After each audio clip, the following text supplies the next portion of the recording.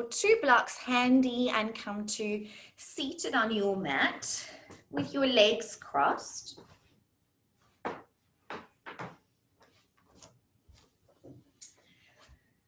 So sitting with your legs crossed, and if you are using blocks, you're going to have one to put underneath your upper back, kind of between your shoulder blades, and one for your head at the back.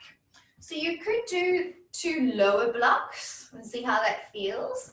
Or if you want a little bit more of a back bend, you could have your blocks 1 notch higher. So it's a little bit of a fiddle, so you feel what feels best for you. With your legs crossed, you're going to slowly lie over the blocks and make sure the top or your block that's underneath your ribs isn't too low down and catching your lower back. It should be up a little bit higher, supporting your rib cage and your shoulders. And then be careful as you pop the block in for your head that it doesn't fall over. Make sure it feels secure, which can be a little bit tricky. I'll give you a few moments just to feel that out. If it feels a bit strong, you can go a lower height with the blocks, or if it just feels too much today, you can take the blocks out from underneath you. If you're using a pillow, just have your pillow lifting your rib cage so that you can feel a little bit more height in your chest. Bringing you into a gentle back bend. If it feels too strong, shuffle your hips lower down so that your lower back is less in an arch. Okay, so hopefully you figured out a comfortable position to be in now. And then you're going to bring your elbows into a cactus position. So your arms are out to the side with your elbows bent. And you should feel a nice stretch across your chest. Make sure your neck feels supported and your head isn't dropping back. Make sure the neck stays comfortable. And with your arms in cactus, we're going to slowly glide the elbows a little bit down towards the waist. And then glide the arms up a little bit higher towards the ears. And we'll just do that with the breath. Exhale as we bring the arms down. Should feel a nice strong stretch across the chest. And inhale as you glide the arms gently up. Take it nice and slow. Just relax into the stretch. Keep your breath flowing as you glide the arms up and down. Inhaling up and exhaling down. Keep flowing like this with your own rhythm of breath. At any point, if it gets too strong, just rest your arms to your sides or just hold where it feels manageable. So when it comes to back bends, we have to spend a lot of time working and warming up the shoulders because shoulders are a huge element of back bending. It's not something we often think about. So you'll notice we'll do quite a lot of shoulder warming up and stretches in our class today. We'll also be doing some spinal movements, not only just back bending to warm up the spine, but we'll twist, we'll rotate, we'll side stretch, and do all sorts of actions and movements with the spine to help warm up for back bends, rather than just 100 back bends that would make your back tired. From here, take your arms above your head and hold onto your elbows, palm to elbow grip, and then just let your arms rest back. For those with niggly shoulders, be gentle here. Make sure that it doesn't feel too strong. And then here, like we spoke about yesterday, allow your shoulders to gently lift up with your arms and feel a nice stretch into the ribs and the sides of your body. Take a few breaths here.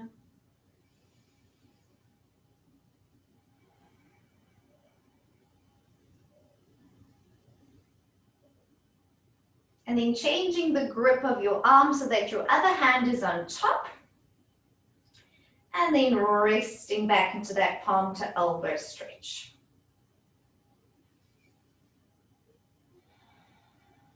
With our back bend today, we'll also be doing a lot of quad stretching through the front of the thighs to open up hip flexors in order to help us Moving to mermaid pose, which is our peak pose today, where we got a front leg in pigeon, back leg is bent, and we're holding onto the back foot. So see if you notice those shapes throughout the sequence today. Slowly release your arms down, just relaxing your hands to your sides, relaxing any tension from your shoulders. And from here, gently press back up onto your hands so that you can draw yourself up to seated, pushing up onto your hands for support. Might feel a little stiff coming up, that's okay. Move your blocks off to the side or your pillow or any support. Uncross your legs and gently come back down to lying on your back. And just relaxing flat onto your back now. Might feel a little strange after having that support. We'll be moving into a figure 4 stretch. So cross your right ankle over your left thigh, flexing the right foot, and gently outwardly, externally rotating your right hip. So feeling that thigh rotating out. Draw your left leg up and take hold of the back of your left thigh. Or if you want a bigger stretch, you can take hold of the left shin. So once again, make sure your shoulders can relax back on the mat, that you haven't gripped too high, that your neck and shoulders are straining. Feel a nice opening into the right hip, which will prepare us for our pigeon later on in our mermaid pose. And just relax and take a few breaths here.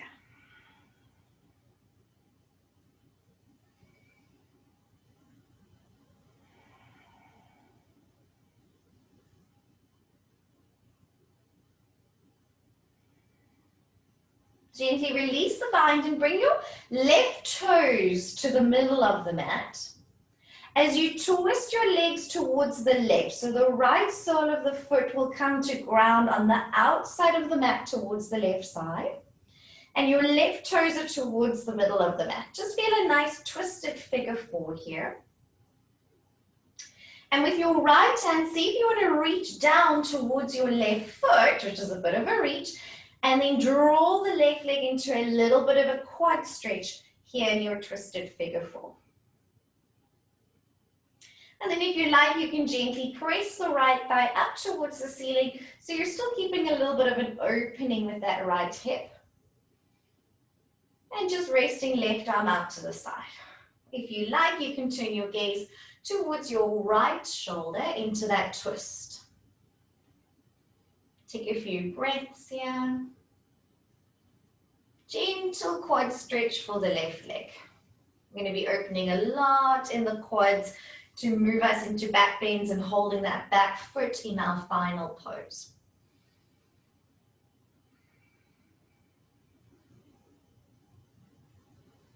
One last breath here. And then gently release the legs, uncross, and just ground through both feet. We'll take figure 4 to the other side, crossing the left ankle over the right thigh, flexing the left foot and pressing the left thigh out. So we're externally rotating that hip, which we'll chat a lot about later today. And then floating the right thigh up, taking a hold of the back of the right thigh or shin. Coming into your figure 4 stretch. And then just relaxing the shoulders and the neck back onto the mat. Take a few deep breaths here and just soften into the pose.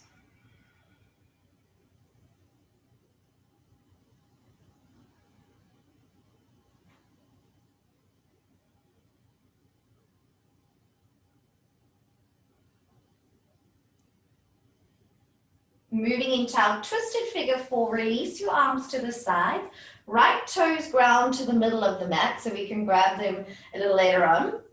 And then twist your legs over towards the right so the left sole of the foot grounds on the outside of your mat.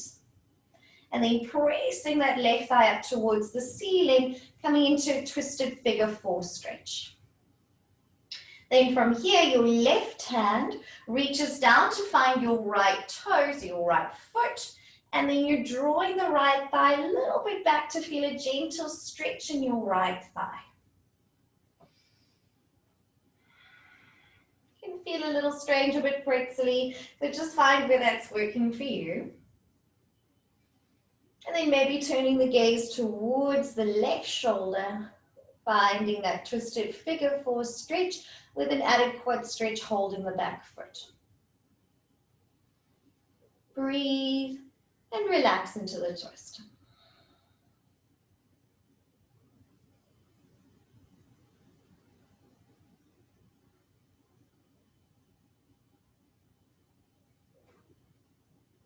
Slowly begin to release and uncross the legs and ground through the soles of the feet. And just take a moment to settle back onto your back. Great. From here, we're going to roll back up to seated. So you can either hold the back of your knees and rock up to seated, and then rolling over knees and toes, or just popping feet off to the side. Let's come to child's pose. So in your child's pose, you can bring big toes together and knees apart.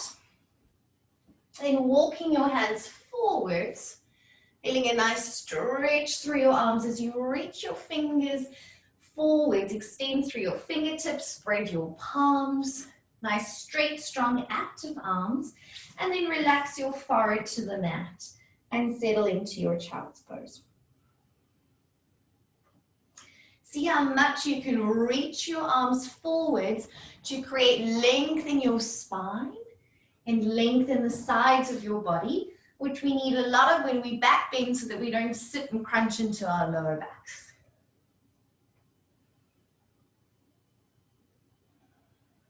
Take a few deep breaths here in your child's pose. Go on reaching forwards through your arms.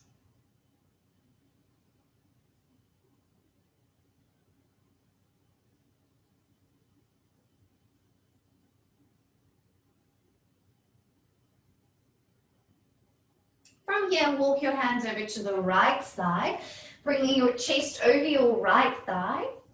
And so you can feel a nice stretch running down the left side of your body, shoulders maybe into the ribs, and take a few breaths here on the right.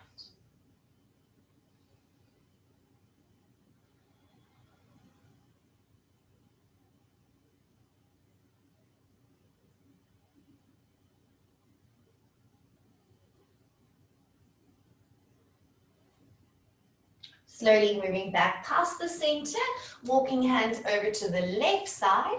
So you can feel a nice stretch running down the right side of your body and breathe into that stretch.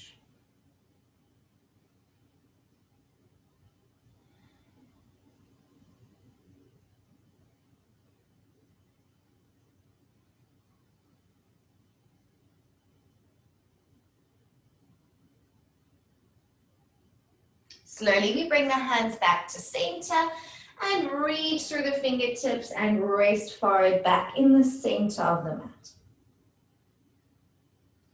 From here, we're going to take Gomukhasana arms, cow face arms. And if you're not sure what that is when we have one arm bent with the elbow up and your other arm is sweeping back and you're interlacing your fingers behind your back. So that can be quite tricky here in a child's pose. So just go slowly, see how it feels. So with our elbows on the mat, let's just start off by bringing hands together in prayer. Wiggle your elbows forwards and then bend your elbows and bring the back of your hands towards the back of your head. So you can just stop here if this feels like enough of a stretch.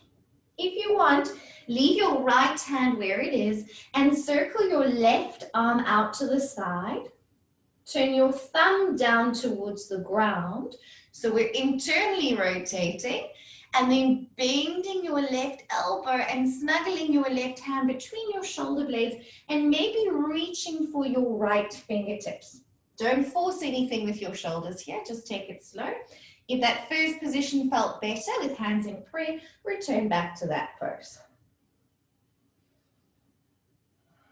Keep rolling the left shoulder back if you're taking Gomukhasana arms, cow face arms.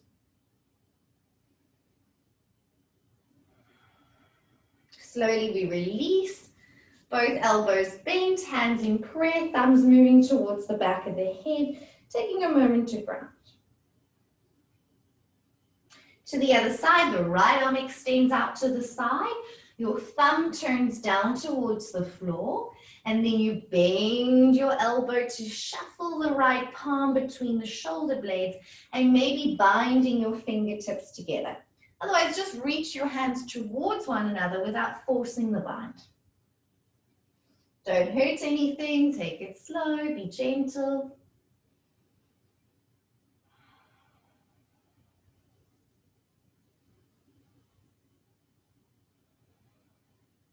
Good. Slowly we release. Extend your hands forwards and then come up onto hands and knees. Again, looking at your hands, pointer finger pointing forwards, fingers spreading out from here, and stacking your knees directly underneath your hips. Warming up with a few rounds of cat-cow. Let's start with a gaze up. Inhale, arch your spine, lift your chest, and lightly draw your shoulder blades down your back. Make sure to not scrunch the back of your neck. Always keep the neck in line with the spine. On your exhale, round through the spine, press into your hands, and tuck the tailbone underneath you for a good stretch along the back. Moving with the breath now as we inhale, uncurl, arch the spine, lift the chest. And exhale to round through the back, gaze into the belly button, pushing hands into the mat. Inhale brings you forwards, lifting the chest. Gentle arch, shoulders moving away from the ears. And exhale as we rounding the shoulder blades, rounding the spine. Continue for 2 more rounds at your own rhythm, just feeling into your body, moving with your breath.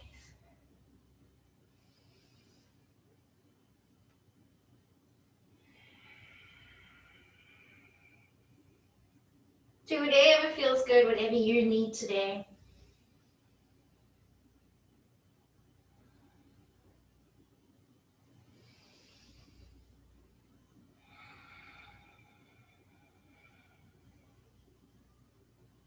And after your last round, just returning back to a natural spine position.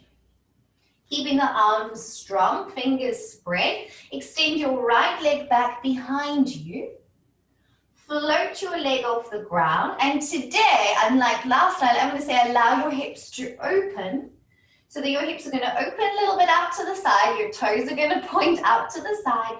And then really lift that right leg high at the back. So the hips will not be parallel anymore. And then bend your right knee. So you've got like a little scorpion tail back leg. And you're really lifting up through that back thigh. Look forwards. And shift your weight forwards onto your hands. A little stretch into those wrists. Gaze forwards and then a baby chaturanga, bending your elbows, open your collarbones and kick your back thigh up higher like a scorpion. Hold that little baby chaturanga and then straighten the arms and push the mat away.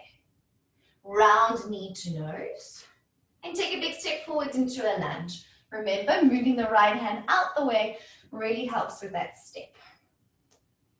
So we want to settle into a deep lunge here. So take a few moments to settle in. And I recommend sliding your left leg back a little bit so that you're not resting too strongly on your kneecap, but you're trying to lunge a bit deeper and rest more onto the thigh. Sink down through the hips, be on your fingertips, and lift your chest. Sink nice and low through those hips so you're feeling a good stretch through your left back hip flexor, which will be stretching and opening a lot today when we do back bends.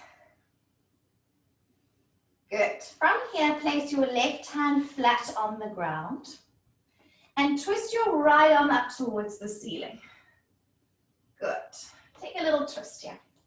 Keep the hips low. Now bend your left back knee, and hopefully here now that your knee is bent, you're resting more on the top of the thigh and not the kneecap so it feels a little bit more comfortable.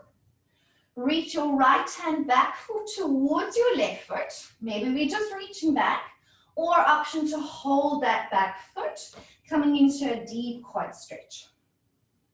Here you might have noticed your right knee opens out to the side a little bit. That's totally fine.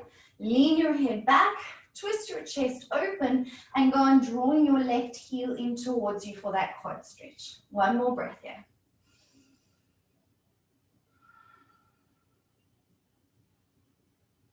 Slowly we release. Grounding back through your hands. Bring your hands a little bit closer. Sweep your right leg straight back behind you. Once again, bend your right knee. A few items to continue. Keeping the right knee bent this time, shift your weight into your right hand. This time your left hand is going to reach back towards your right foot. Maybe you're reaching back, or maybe you're holding your right foot with your left hand. Lean your weight towards your right hand, and then gently, if you've got hold of your foot, kick your foot into your hand, lift your chest, lean the shoulders back ever so slightly. One more breath here. Good, feel the shapes we're creating. And then slowly release back onto all fours. Well done. We'll feel that onto the left side, extending your left leg straight back. Make sure fingers are spread, arms feel strong, floating that left leg up. Good. Allow that leg to lift nice and high so the hips may open a little bit. Allow for that. Bend the left knee. Keep kicking the thigh up. Ready for that baby chaturanga? Look forwards and lean forwards more towards your fingertips. Bend your elbows. Don't go too low. Baby chaturanga. Keep your chest lifted and draw your foot towards your head. Kick your back thigh up. Hold for a breath. Squeeze those elbows in. Slowly push the mat away, straightening arms.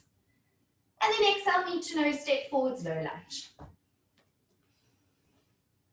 Make sure left knee is stacking over your ankle. Sink down through the hips. Be on your fingertips. And lift your chest. Take a few breaths here as we feel that nice stretch into the right hip flexor. Just settling into that lunge. See how much you can slide the right leg back, getting low down through those hips.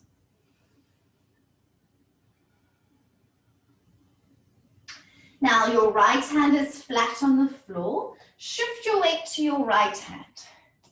Stretch your left arm up towards the ceiling and allow your left knee to open a little bit out to the side. It may naturally happen. Lean the head back. Good. Now we bend the back knee, bend the right knee. Reach your left hand towards your right foot. Maybe we're just reaching. Maybe you're catching hold of that foot. Shuffle as much as you need to with the left leg to allow your hips to come down. Lean head back, twist chest open, drawing your back heel towards your bum into that quad stretch. One more breath here.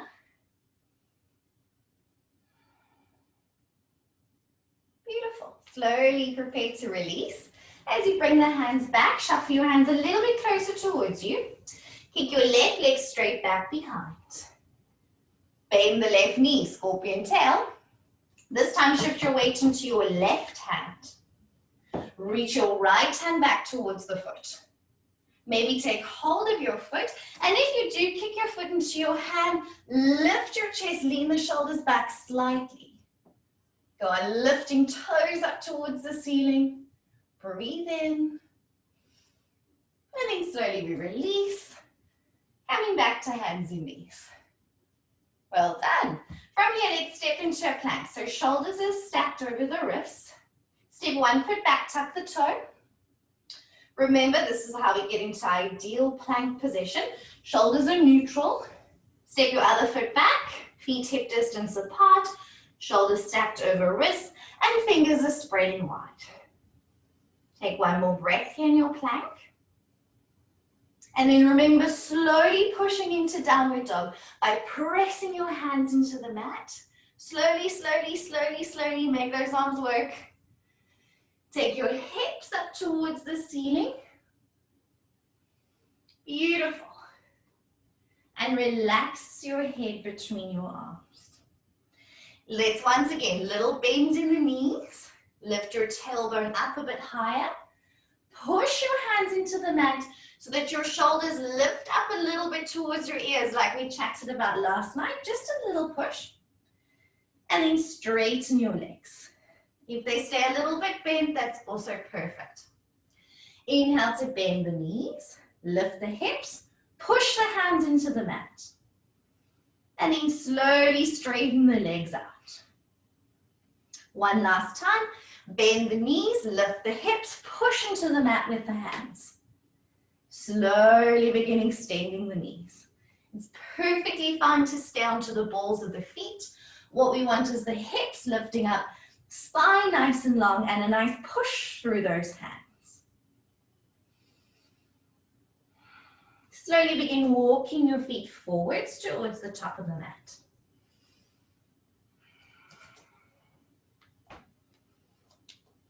Until you're standing between your hands. Inhale, hands to shins, halfway lift, press your chest forwards, and today exaggerate the lift in your chest. Bring those shoulder blades down and together, really emphasizing the work in the upper back for back bends.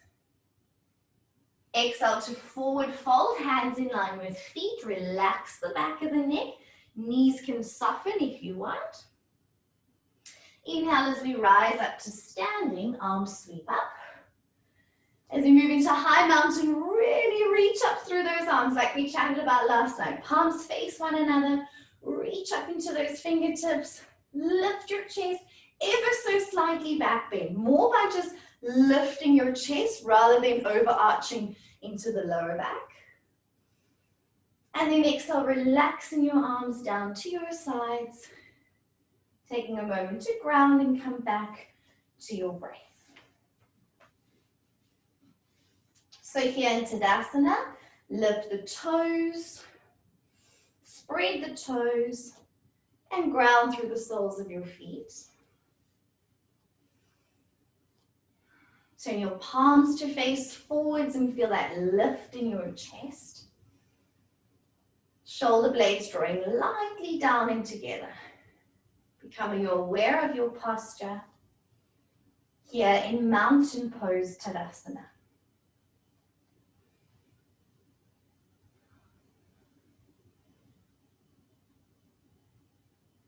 Eyes open. Inhale, both arms up for high mountain. From here, drop your right arm down to the side. So right hand is touching the outside of your right thigh. And take a nice stretch over to the right. So we're moving into a side stretch to the right. Good. Warming up the spine with some lateral movements. Inhale, arms stretch up. And then to the other side, left arm drops down. Side stretch over to the left. Keeping hips and shoulders pointing forwards. Inhale, both arms reach up. Really lengthen up through the sides of the body. Truly reach up. A nice slow forward fold coming all the way down.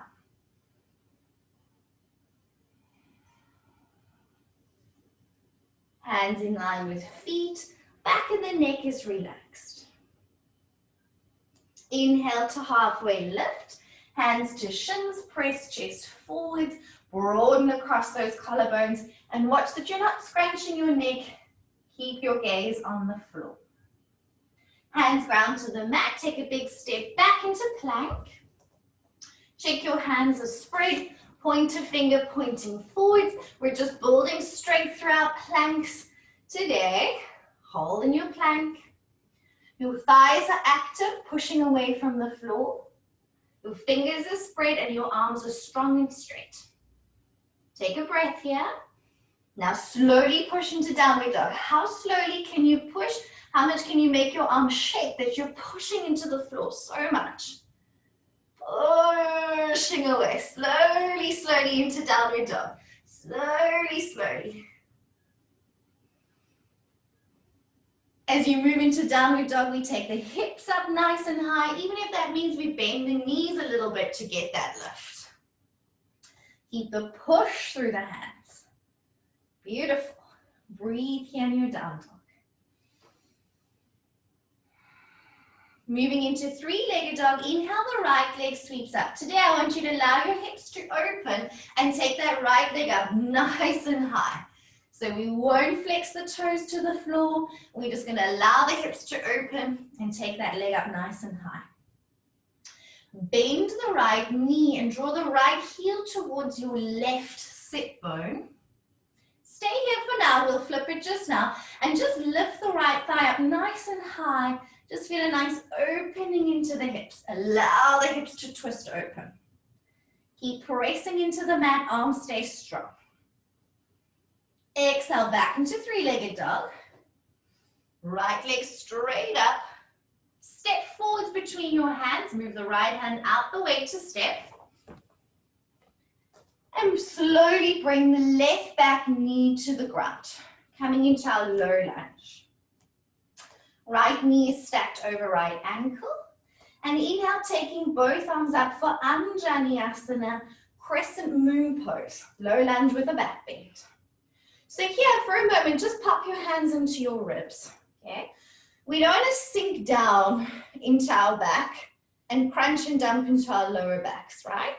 With your hands on your ribs, I want you to feel that your ribs are lifting away from your hips, as if you're making your waistline longer. Keep that lift and take your arms up. Can you feel the difference? So without sinking into the lower back, lift your chest and think more back bending now, a little bit more into your upper back. Keep reaching up, lengthen the sides of your body. Beautiful. Can you feel the difference? Drop your right arm to the side. Fingertips may or may not touch the floor, and take a side stretch to the right. Inhale, both arms up, and again, lift the ribs away from the hips. Feel that length in the sides of the waist. Exhale, cactus your arms, little back bend by bending more into your upper back and lifting your chest. Inhale, arms up. Exhale, we circle the arms behind to interlace the fingers, straight arms, and once again, inhale, lift the chest. Beautiful. Exhale, release hands to the ground. Tuck your back toes, straighten the back knee. Right leg sweeps back into three-legged dog. And back into downward facing dog. Taking a few breaths here to ground. Go on lifting the hips, pushing into the hands, relaxing your neck.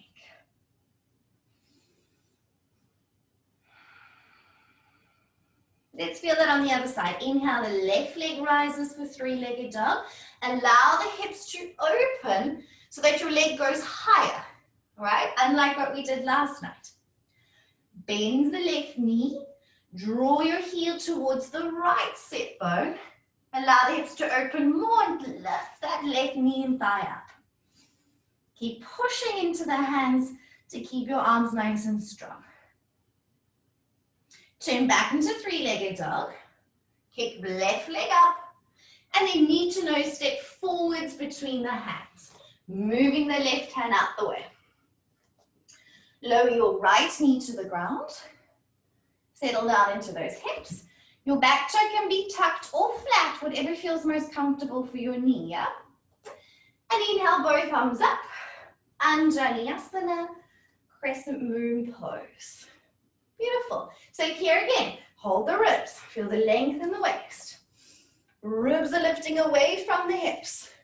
Reach up through the arms. Lift your chest, little back bend. Create space in the spine to bend back. Exhale, we drop the left hand to the side and take a side stretch to the left. Keeping your shoulders pointing forwards. Inhale, arms reach up, lengthen through the sides of the body. Exhale, cactus arms, lift your chest to back bend. Don't throw the head back, keep the neck in line with spine. Inhale, arms reach up, lengthen through your sides. Circle your hands behind you, interlace the fingers, and inhale, lift your chest, little back bend. Beautiful. Slowly we release hands to the ground. Tuck back toe straighten back, knee sweep, left leg back into three-legged dog, and back into downward facing dog. Come to child's pose if you need, or just hold and breathe in your downward dog for 2 more breaths.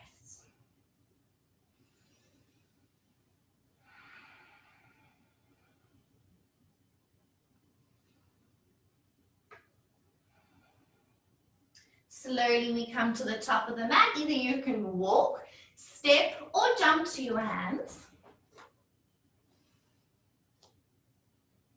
Inhale to halfway lift, press chest forwards, lengthen through the spine, lift the chest. And exhale to forward fold, hands in line with feet, back of the neck relaxed. Rise up to standing, inhale, arms reach up.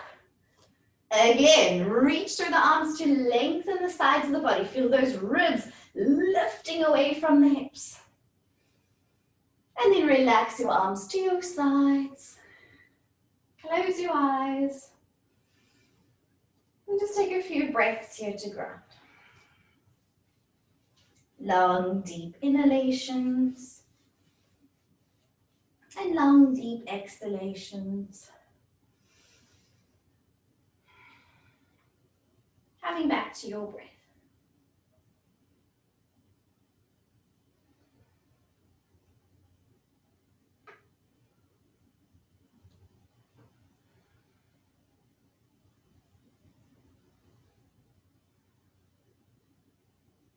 Next, we'll be starting in Utkatasana chair pose. So let's bring it back what we learned last night. So we'll start by bending the knees, brushing fingertips across the mat. Let's sit nice and low here. Remember to shift your weight back into your heels and then inhale, take arms up. Sit your bum back behind you. See how low you can sit in your chair. From here, circle your hands behind you to interlace your fingers. And then inhale, straighten the arms, lift your chest, little back bend in chair pose. Drawing the wrists away from the hips. Take a breath. And keeping the fingers interlaced, straighten the knees and forward fold, head down.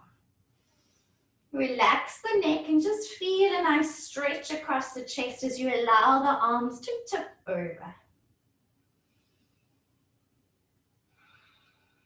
Relax your arms down, forward fold. Inhale, hands to shins, halfway lift, press chest forwards, lengthen the back of your neck. Exhale, hands to the ground, step back into plank. Check your hands, check those fingers. Strong legs in plank. Taking a breath here to hold. And now slowly pushing into downward dog. Slow, strong push. Remember to not step your feet in. We want downward dog to be the same distance as your plank. So that we step forwards in standing poses, our feet are always in the correct position. Beautiful. In our downward dog, go on lifting the hips. Taking the right leg up for three-legged dog. Inhale, right leg rises. Allow the hips to open. Take that right leg up nice and high.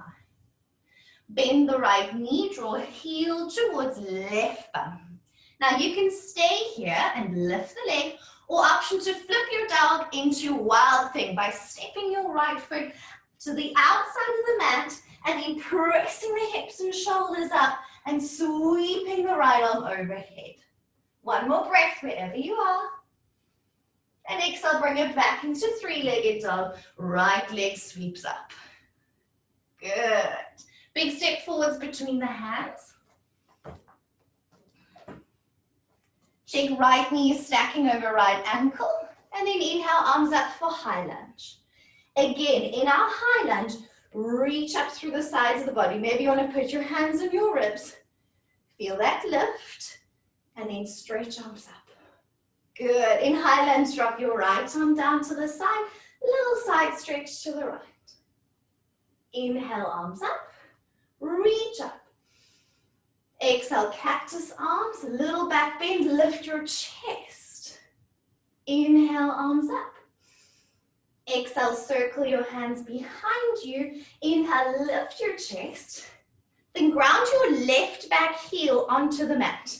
Left heel down and forward fold for humble warrior, bringing your chest on the inside of the right thigh. Back heel is down, arms reach up, and then relax your neck. Take a breath here in your humble warrior pose.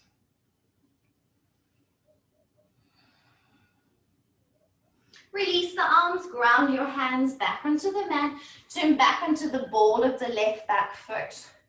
Kick right leg back, three-legged dog, inhale. And exhale back into downward facing dog. Take a moment to ground and come back to your breath.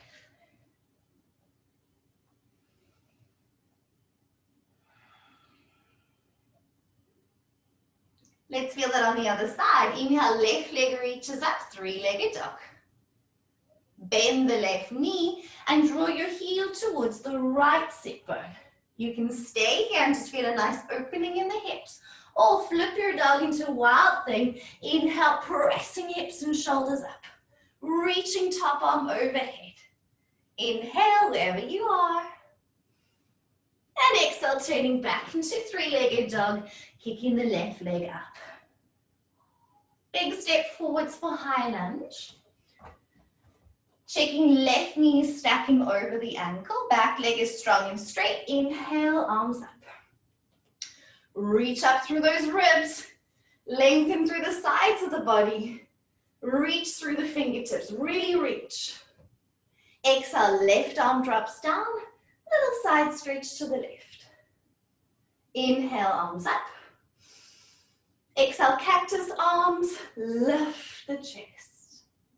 Inhale, arms up.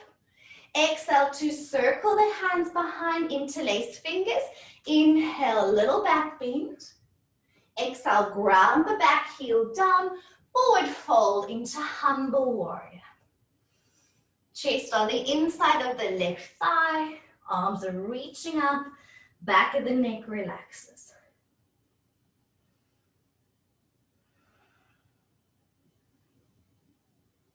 And then grounding the hands back to the mat, turning back into the ball of the right foot. Kick left leg up for three-legged dog. And back into downward facing dog. Let's come down to our child's pose. Knees apart, big toes together. Sitting back and just resting the arms wherever they feel comfortable. Take a few breaths here. Check back into your body. Feel like we're warming up the spine in all sorts of ways. Side stretching, cactus arms, little back bending. To warm up for our peak pose. Two more long, deep breaths here.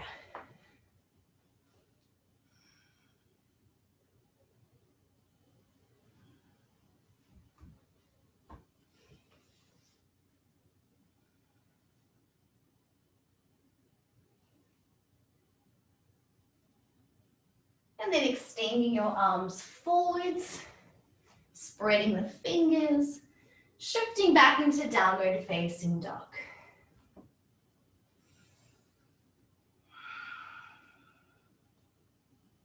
Pressing the mat away, lifting the hips in your down dog. Gaze to the top of the mat, option to walk, step or jump to your hands. Inhale, halfway lift. Pressing the chest forwards. And exhale to forward fold, hands in line with feet. Relax the back of your neck. Rising up to standing, little back bend on top as you reach up through the sides of the body and lift your chest to bend more in the upper back without dumping in the lower back. And exhale, arms to your sides. Relax the shoulders and take a moment to come back to your breath.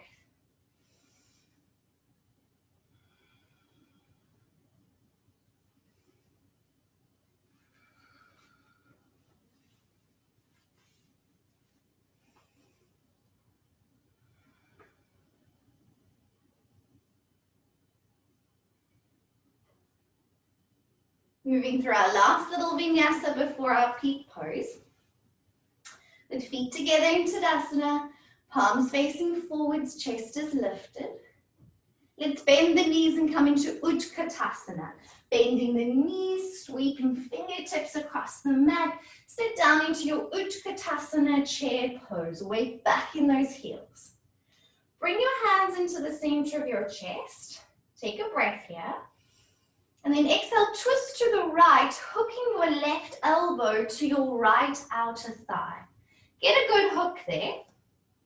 And then lean your shoulders back slightly to help twist your chest towards the right.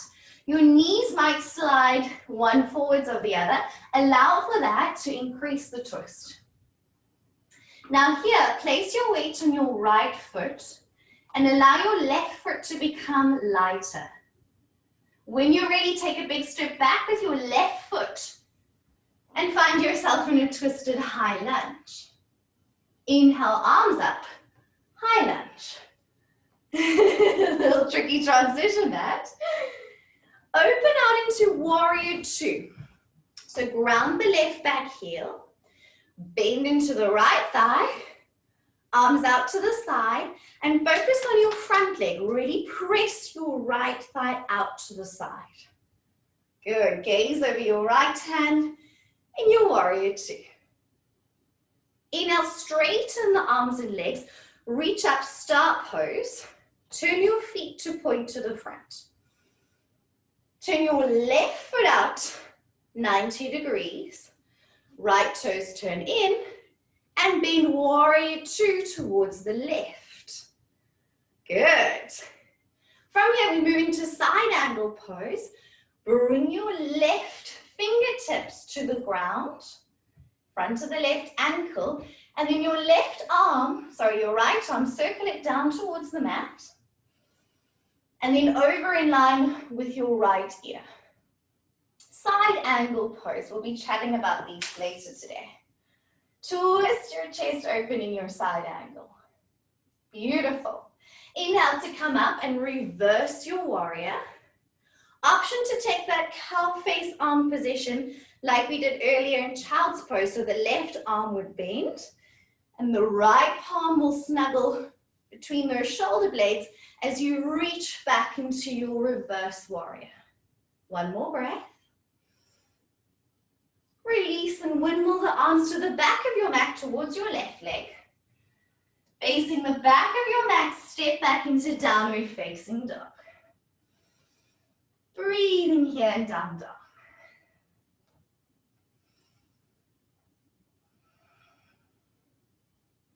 Inhale your right leg up for three-legged dog.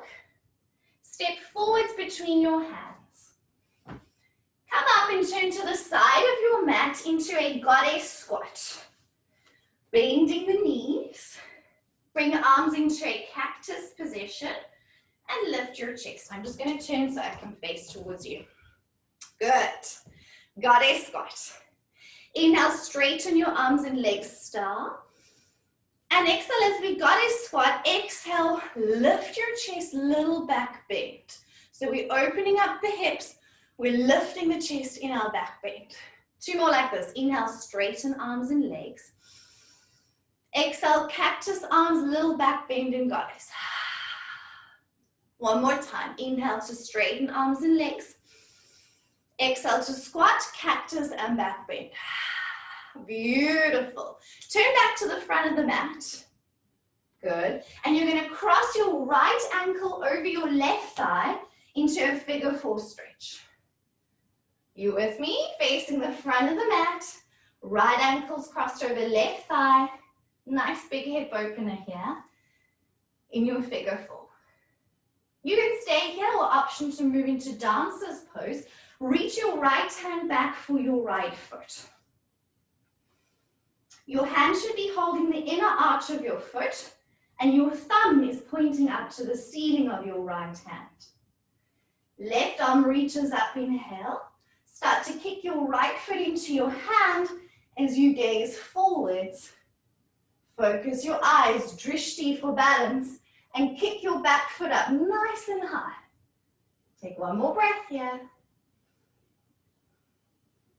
Slowly squeeze thighs together to come out of the pose. And release feet together. Tadasana, mountain pose. Well done. Shake it out. Come back to your breath. You'll feel that on the other side. So we're opening up the hips. We're warming up the spine, heading to our peak pose.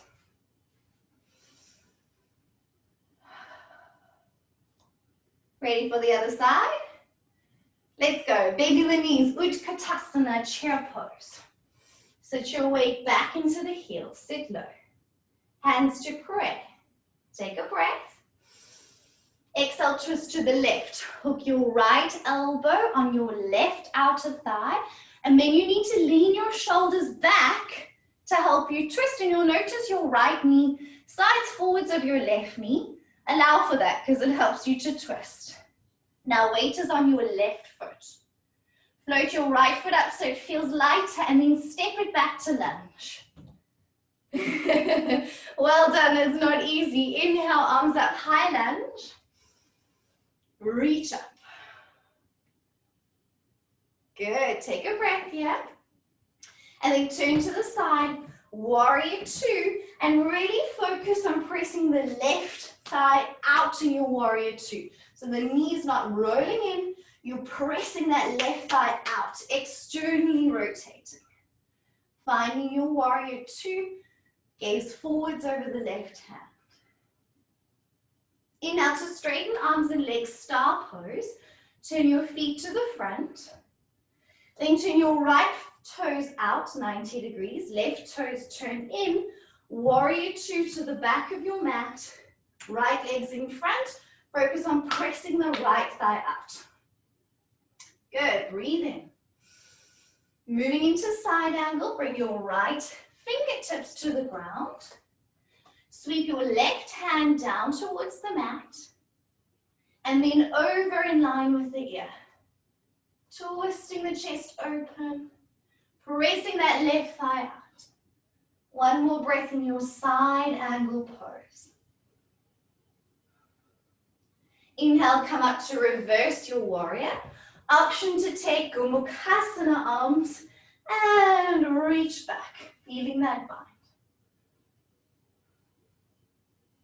We release to windmill the arms to the back of the mat. And facing the back of the mat, step back, downward facing dog. Breathing here in your down dog.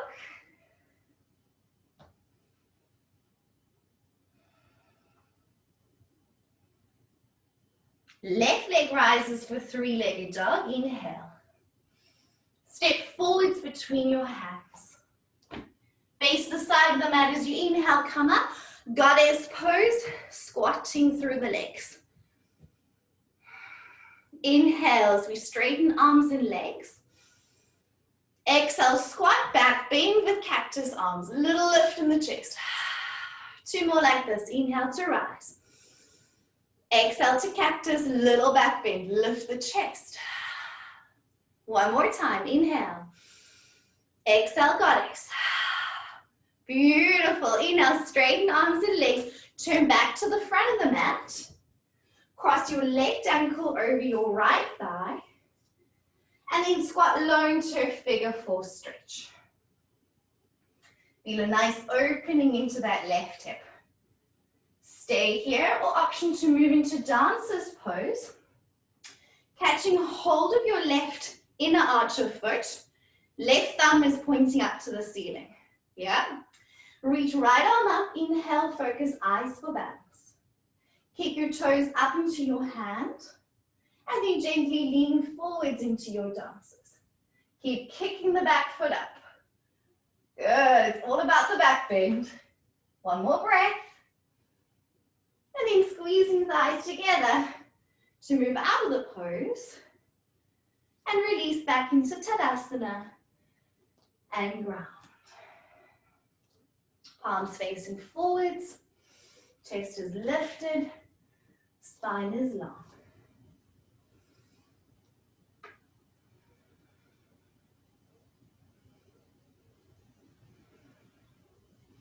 Let's go. Inhale, arms up, high mountain, reach up. Nice slow forward fold, coming all the way down.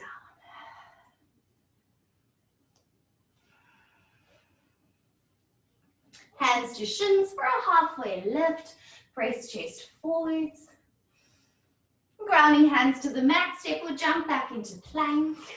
From your plank, lower your knees to the ground.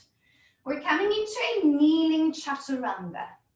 So once your knees are on the ground, lean forwards over your wrists. Pause here and find a kneeling plank. So you're not sinking into your back. You're not sticking your bum out into the air.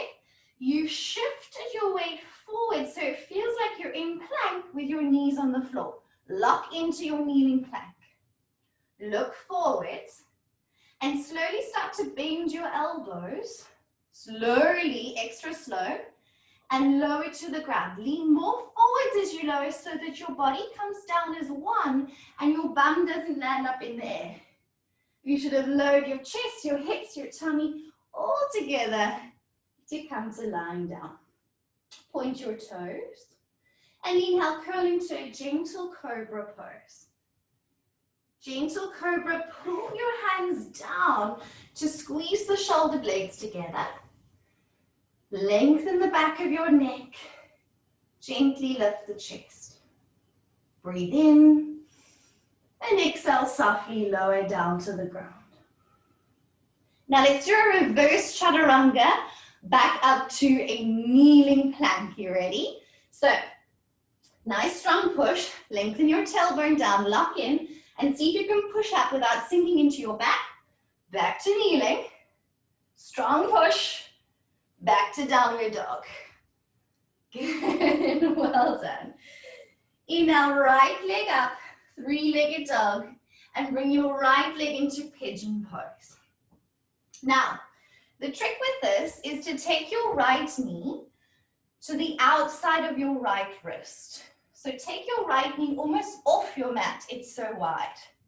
Then slide your left leg back to get deeper through the hips and to find a stable base in the hips, which we'll need for mermaid in a minute. Okay, so check that right knee is wide and you slid your left leg back as much as possible and then forward fold into pigeon. Good, take a few breaths here.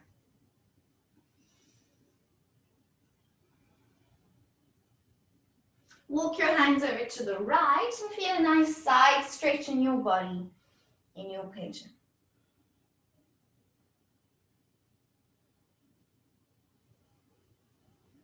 And then walk hands back past the center and over to the left. Side stretch in pigeon.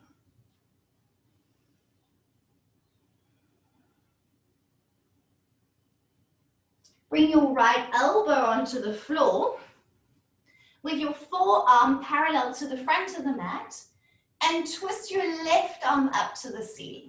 Twist in your pigeon. Good, swap sides, left elbow and forearm to the ground and twist the right arm up.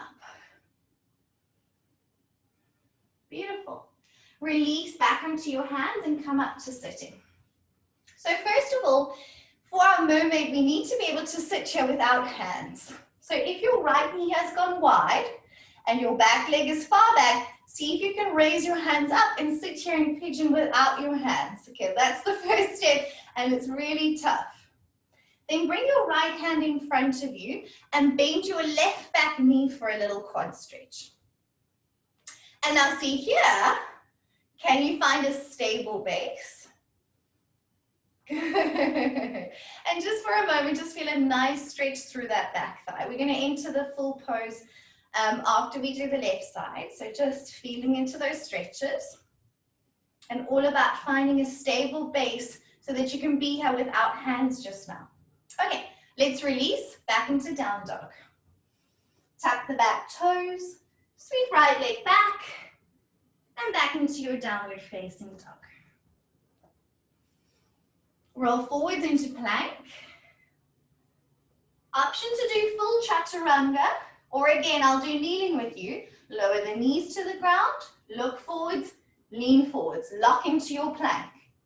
Continue to move forwards as you bend your elbows, squeeze them into your sides, move forwards, forwards, forwards, forwards, forwards onto your belly. Inhale, cobra, or if you like, full upward facing dog. Slowly release and move back into downward facing dog. Good, well done.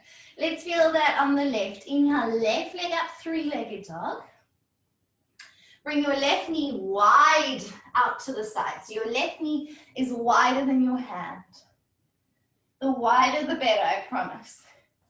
Shuffle your right leg back so you get even deeper into the hips. And you could feel you could kind of sit here without using your hands. Okay? And then we're going to forward fold in our pigeon pose. Take a few moments to settle in.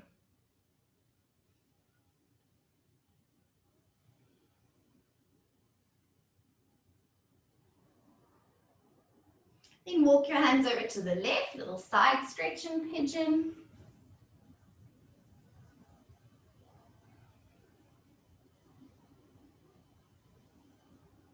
And then walking hands over to the right.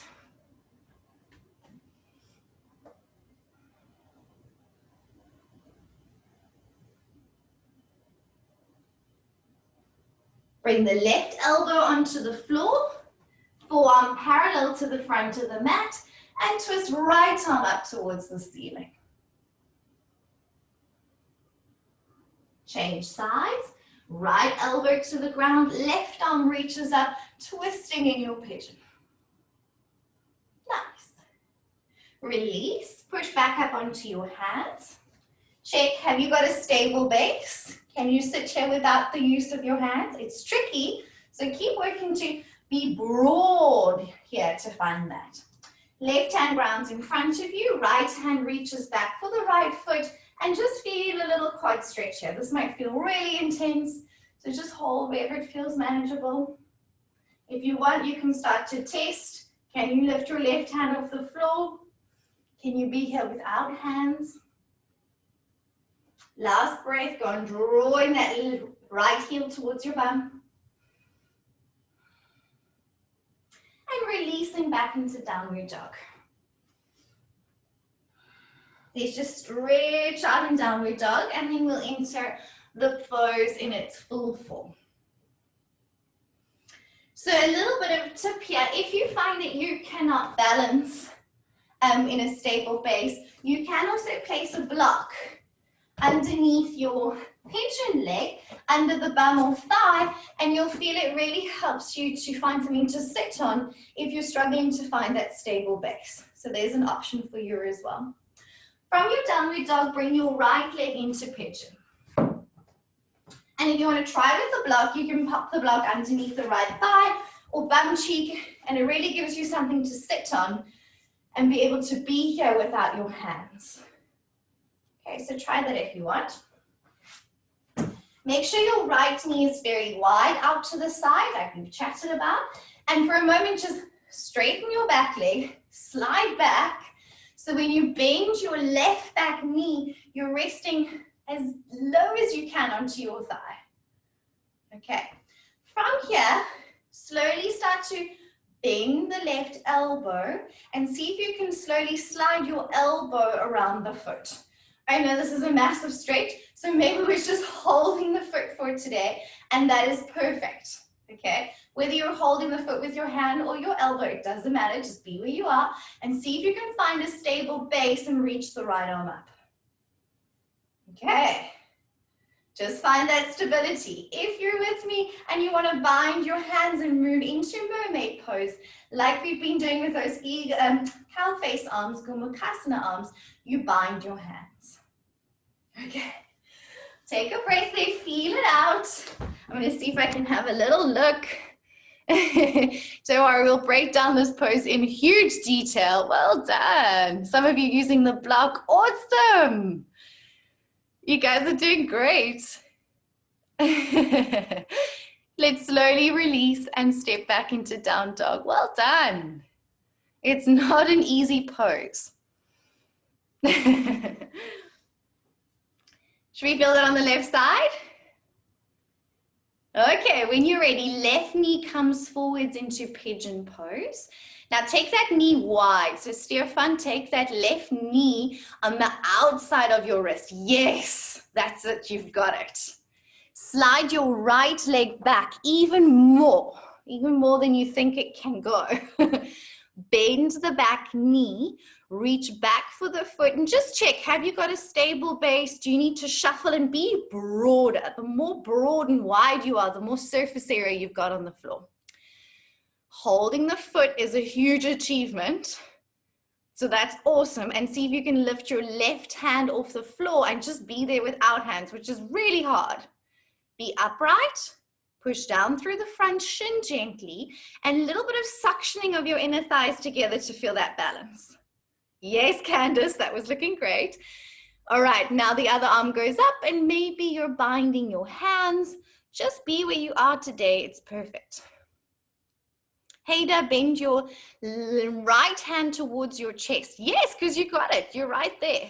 Yes. Nice, Akila. That looks so beautiful. Nice. Stunning poses, everyone. Yay! One more breath. And then slowly release. Oh my gosh, what a big pose. Back into downward dog. Stretch out in your downward dog and then lower to child's pose when you're ready, just to relax your back. We'll start to unwind now, I promise. So rest in your child's pose.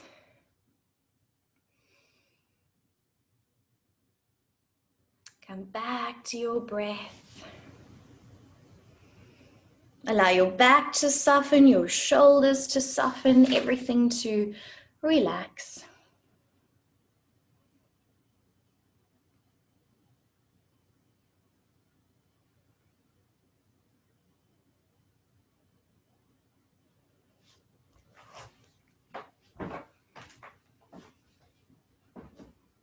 And from your child's pose, gently come up onto hands and knees. You can roll over your feet and ankles or pop your feet off to one side. Come to sitting on your bum, just with your legs crossed for a moment. Shuffle a bit forwards on your mat at this point because we will be heading down. And just sit up nice and tall, just neutralizing the spine. Take a gentle twist to the right. Very soft, just allowing the back muscles to kind of relax through that twist. Don't force it, just keep it soft. And back through center, a little twist over to the left.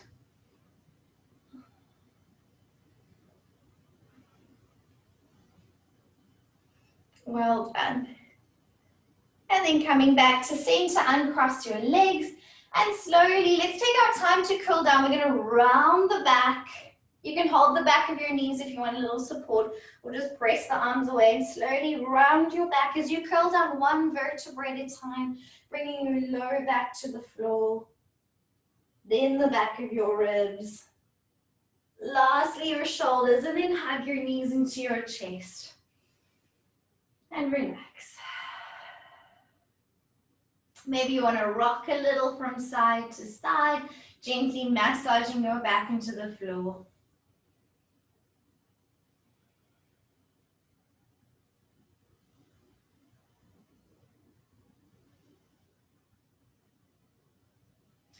And then you can take hold of the outer edges of your feet for happy baby pose. Or hold your ankles or your shins wherever it feels comfortable. Take the thighs wide. And again, you can rock a little from side to side if that feels good.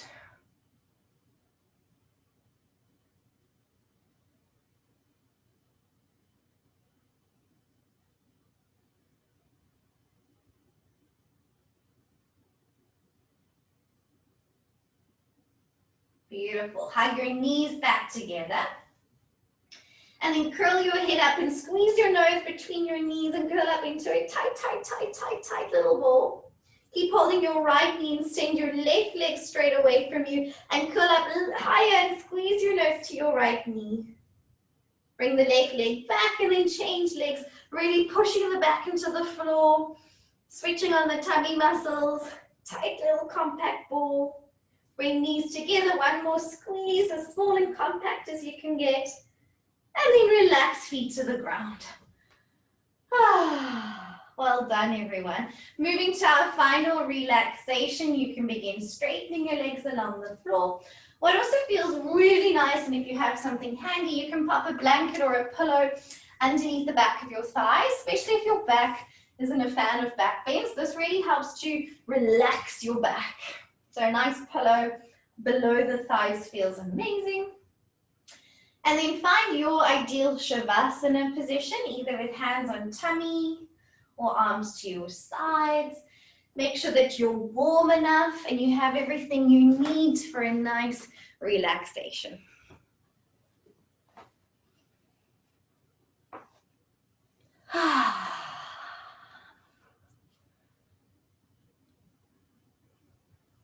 So I'm going to let you lie here for as long as you want. And it's really important after doing quite active spinal work to take a bit of neutralizing for the spine. We'll be meeting back at 11:30, which is giving you 15 minutes, okay? Relax and lie here for as long as you wish. Close your eyes. Come back to your breath. Allow your body to melt into the ground.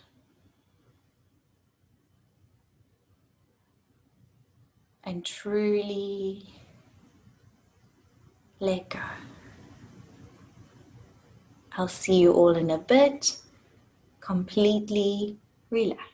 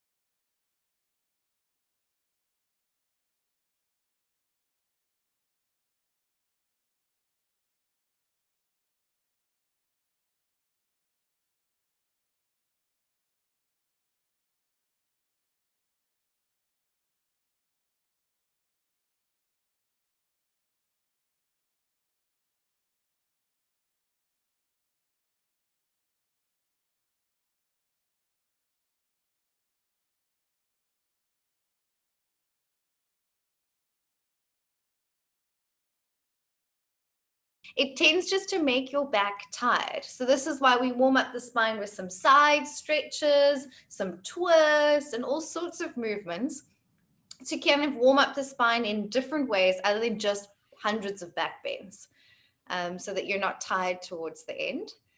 We stretch out our thighs, we warmed up our shoulders so that you were all ready to move into mermaid towards the end. Do you guys have any questions? I do. Yeah. Can you hear me? Yes, Raquela? Yeah. Okay, cool. So firstly, thank you so much. I'm usually so scared of mermaid. I'm like so scared because of my lower back. Like I don't know, I think I just have a sensitive lower back because I'm like heavier on the chest than the legs. I don't know. But I was really, really nervous about this one, and it was actually not so bad. Like I was quite impressed. And then I wanted to ask, with the back leg, it should never rotate, right? Like it should always be as straight as possible, knee facing down. So it is okay if your back leg, instead of being straight back behind you, opens a little bit out to the side. So there's actually a huge reason why we can allow for it. So did you guys feel in our three-legged dog today? Yesterday we kept the hips parallel. And where did the back leg go? Not so high. Feel free to jump in. Yes, Stefan? Straight back. Straight back. It doesn't lift very high. When we allowed your hips to open today, did you notice how much more your leg was able to lift? Yeah. So this even comes into now our mermaid with our back leg. If we keep the hips parallel, how high do you think that back leg is going to be able to open? Where if we allow the hip to open a bit, so maybe take that thigh out a little bit, it may offer a little bit of extra space that your body needs, that it doesn't need to be constricted to only being allowed to move like this, but be a little bit broader, may offer more space and may make it way easier for you to bend that back leg. So it's okay. Laura, can I ask you? Yes, who's speaking? Is it Dasha? Dasha, Yes. then I'll come to you, Carmel, and then Sarah. So Dasha, we'll start with you. In the pigeon pose, do you try to put the one hip sort of onto the mat? You know, the one on the other side of the, obviously, of The pigeon, the back leg in pigeon. Yes. So you're ideally trying to get the hips as low as possible, because that obviously helps you to feel more grounded. And within reason and within your own body, as close to the floor as possible. But saying that, we almost don't want to dump into the pelvis. There's also that feeling of lengthening up through the sides of your body, like we felt in the lunges and things as well. Okay. And that also for Raquela also makes it less scary for your lower back, because you're lengthening up and out of your lower back and being more able to access in your upper back as well. Stefan, I see you've also got a question, so we'll come to you after the ladies. Carmel. My question was actually similar to the previous one, because in pigeon, I found it was more stable for me just to lean more to the one side, but then the body didn't feel quite aligned. So I wanted to know if we actually meant to lean, or if the body's meant to be straight up and you're actually supposed to create a kickstand with your thigh opening. Yes. So you're absolutely right, Carmel. You answered your own question beautifully there. It is more stable to sit off to the one side, but unfortunately then that makes your pelvis at a funny angle like this, and then you're not completely upright. So ideally you want to sit even weight through both sides of the pelvis. You do need to sit a bit more to the back leg hip side. And if that's a tricky thing, remember I said the block, popping that block underneath your bum actually makes it feel like you're sitting all on the one bum cheek. and gives you Okay. a sense of stability and keeps you balanced in the middle. So maybe you want to play with that a little bit just until you get used to and comfortable sitting evenly through both sides. I think so. I think I'm going to have to get some blocks just to sort of create the position first and then try it on its own without the blocks. Absolutely. And this pose, it's all about creating a stable base. So, I mean, we all want to like move into the pose and start grabbing our feet, but it's actually so important just to be in pigeon and be able to lift your hands off the floor and feel even on both sides and first really comfortable with that. Okay. Cool. Thank you. You're absolutely right. We will also break down this pose in big detail like we have been with all the poses in our backbend section too. But it's a nice one for you guys to practice during the week. Sarah, and then we're coming to Stefan after that. Can you hear me today? I can hear you, Sarah. Yeah. Okay. I don't know if anyone else struggles with this, but just in the general low lunge, I'm struggling to get my hands flat on the floor, the outer arm. Is that the mobility within my hips, or is that the hip flexor, the flexibility of the hip flexor? So I feel like my hips not allow me to get my hand down. Interesting. I'll have to see Sarah to give you a proper answer. But Okay. I always say in low lunge, be on your fingertips. So you kind of got cupcake hands like this. Yeah. Which is the better position to get into to keep a lift in your chest. And we're going to chat about it now and remind me to have a look so I can see if there's anything more I can advise you on. It might also just be proportions, like your legs are much longer than your arms, which would make a huge I think my arms are very short, so I think I'm struggling, and like even just going down, like I'm struggling to get my hands on the floor, and even if my hamstrings are feeling good in a day, I can't get my hands flat, and I don't know if it's the length of my arms or not. It very well could be, because it's something we don't really always take into account in yoga. Shorter arms, you're going to feel like you're further away from the floor, and it's completely valid. So we'll have a look when we do those poses just now, Sarah, and see if we can maybe just find ways that you bring your hand to the inside of the foot so that leg is not in your way. I can do it on the inside. The hip just doesn't allow me to get onto the other side. Yeah. Yeah. That's totally right. We'll try fingertips, and then to come out of the pose, maybe you have to bring your hand to the inside of the foot and then move out of it. And you sometimes just have to adapt for what your body is, and that's yoga.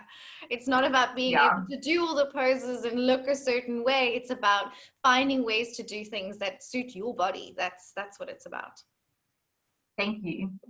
Stefan? Yo, I don't know if we're going to cover this later, but Warrior 2. Yes. In like the most recent practice videos that I've been following now, they've been saying the back foot, the middle of the back foot should be parallel or perpendicular to the front foot. So we're going to break down that hugely today, Stefan, because it's one of the most important poses, especially when we go out and teach beginners. The foot placement. So to answer your question just while we're here, your front foot is turned out 90 degrees. Your back foot is turned in slightly. And we want the inner arch of the foot to be aligned with the front heel. So if I had a straight line running through my arch of my foot would be in line with the front heel. Yeah, no, like I'm with you with the heel in the front and the arch and the alignment there, but in the foot, you mentioned bring it in a bit. Yes, yes. In like what I'm saying is in my practice, like a lot of it might just be the style, or it might just be where I'm at now, but they were saying is to turn it out and have that back foot perpendicular, not turn in, but turn out. Great. I'm asking more about that. We're going to chat loads about that. And it also depends, a lot of different styles do things differently. And at the end of the day, whatever feels best for your body is what's best for you. Classically, we have the front foot turned out 90 degrees and the back foot turned in ever so slightly at about a 30-degree angle. And we're internally rotating the back thigh, which leads to a whole lot of stuff going on in the hips as well, which we're going to chat about loads. So after we cover Warrior 2, remind me to check back in with you if that makes sense, and what you prefer as well is also fine. Okay. It's going to be an interesting one. It's a big discussion. Cool, thank you. Cool. Any other questions before we start moving through some poses? All good? Happy? I just want to say we're really going to get stronger in those few weeks. Everything's going to change. The way you do yoga, the way you approach yoga, and yes, you're going to get strong, which is so important. Okie dokes, how are your bodies feeling? You guys all feeling all right?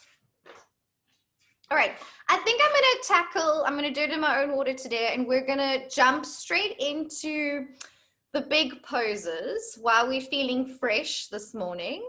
And then I'll come back to some of the more simple ones.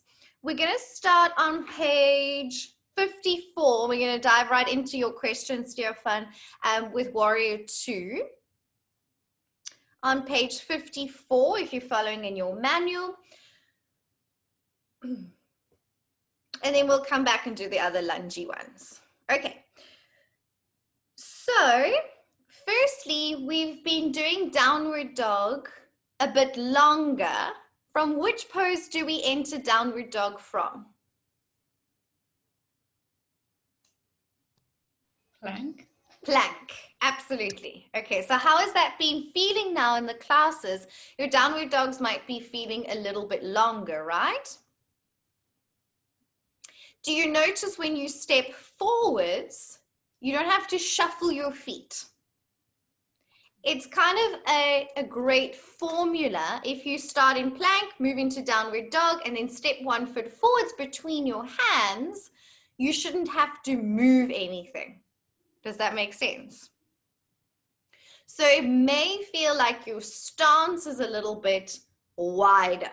Okay, your downward dog is going to feel a little wider, your stance is going to feel a little bit wider, and the next few poses, we're going to come from plank, downward dog, step forwards to make sure that our stance is wide enough.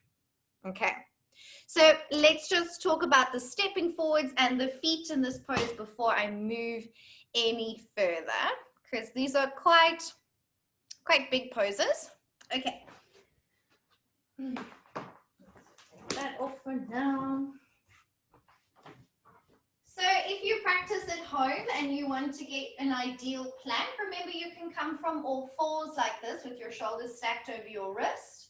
Step back, and then can you see the shoulders don't need to move? The hips don't move. You can find a pretty much perfect plank. And then a strong push back into downward dog. Okie dokie. So my plank and my downward dog, I haven't moved my hands and feet. So when I step forwards into any lunge, my knee should pretty much always be stacked over my ankle. Okay. It works pretty well as a good formula to always get you into the correct position. So when I now come up for Warrior 2, okay, you're going to feel a little bit wider, okay, because you want to be nice and deep in your lunge with your feet nice and wide to try and keep that right knee stacked over your ankle. Okay, let's talk about the feet here. When I've stepped forwards, I've stepped towards, not into the middle of my mat, right? When we step forwards, I step towards the right hand. So if I'm coming from here, when I step forwards from down dog, you step like this, correct? Then I ground my back heel, and then I come up. Can you see that my heel is quite a lot in line with my back foot? Okay. So be aware of that when you step forwards, so that you can shuffle your feet into the correct position quite seamlessly. Because in vinyasa we transition from pose to pose, you don't have to shuffle your feet moving forwards into poses. So if you come from plank, downward dog, good stance. When you step forwards, you're stepping towards the right hand, which you probably naturally do already. My back foot is still back from my plank and down dog, so it came from hip distance. I ground my back heel, and I come up to standing. Okay, but we're all different. You might have short, smaller feet, bigger feet, and it might be a little bit different, so you just need to check that. Okay. So if I had a line on my mat, my front heel draws a straight line back to the inner arch of my back foot. Okay, so from the side, it's like that. Can you see? Your front heel is in line with the arch of your back foot. Your front foot is turned out 90 degrees, just how you stepped forwards. And your back foot is turned in slightly, okay? Just slightly. So for Stefan, he says he's been doing it with the foot fairly parallel, pointing to the side of the mat.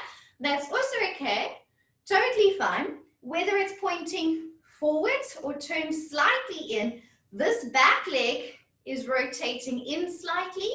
What do you think what's happening with this front leg?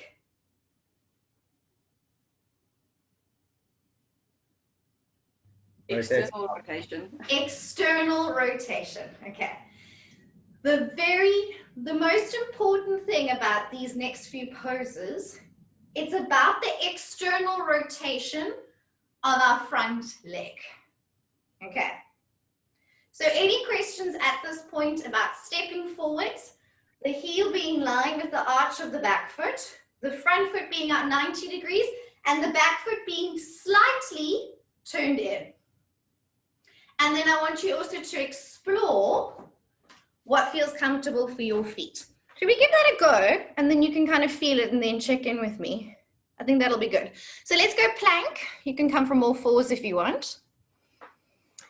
Guys, if I'm chatting a lot and you have a question, do you know how to raise your hand on Zoom? You click on your little box, there's 3 little dots. Used to be this way. And then you can say, it used to say raise hand. Maybe I can't do it because I'm the host. Do you guys see that? No? No. Oh wait, I'll find it actually again. The chat. It's under participants. Thank you. If you click on your own box in participants, here. Who saw it? Can you guys see it? So give it a bash if you want to raise hand. Marlene raised her hand. Cool. So if I'm chatting away and you're not getting a moment to speak because I talk too much, you can raise your hand just so I don't miss any of your questions. Okay. And then I'll come to you as soon as I get a chance. Did everyone find that? So you go into participants, you find your name, you click on, doesn't show, more probably, and then raise hand. Okay, cool. And that's, put your hands down so I know you don't have a question for now. Unless you do, then you can leave it there. Okay, so we're gonna feel this stepping forwards from plank, downward dog, and we're gonna look at the feet placement of our front foot out 90 degrees, back foot turned in 30 degrees, heel in line with the arch of the back foot. Okay, so let's go from all fours if you wish, or simply step straight into plank.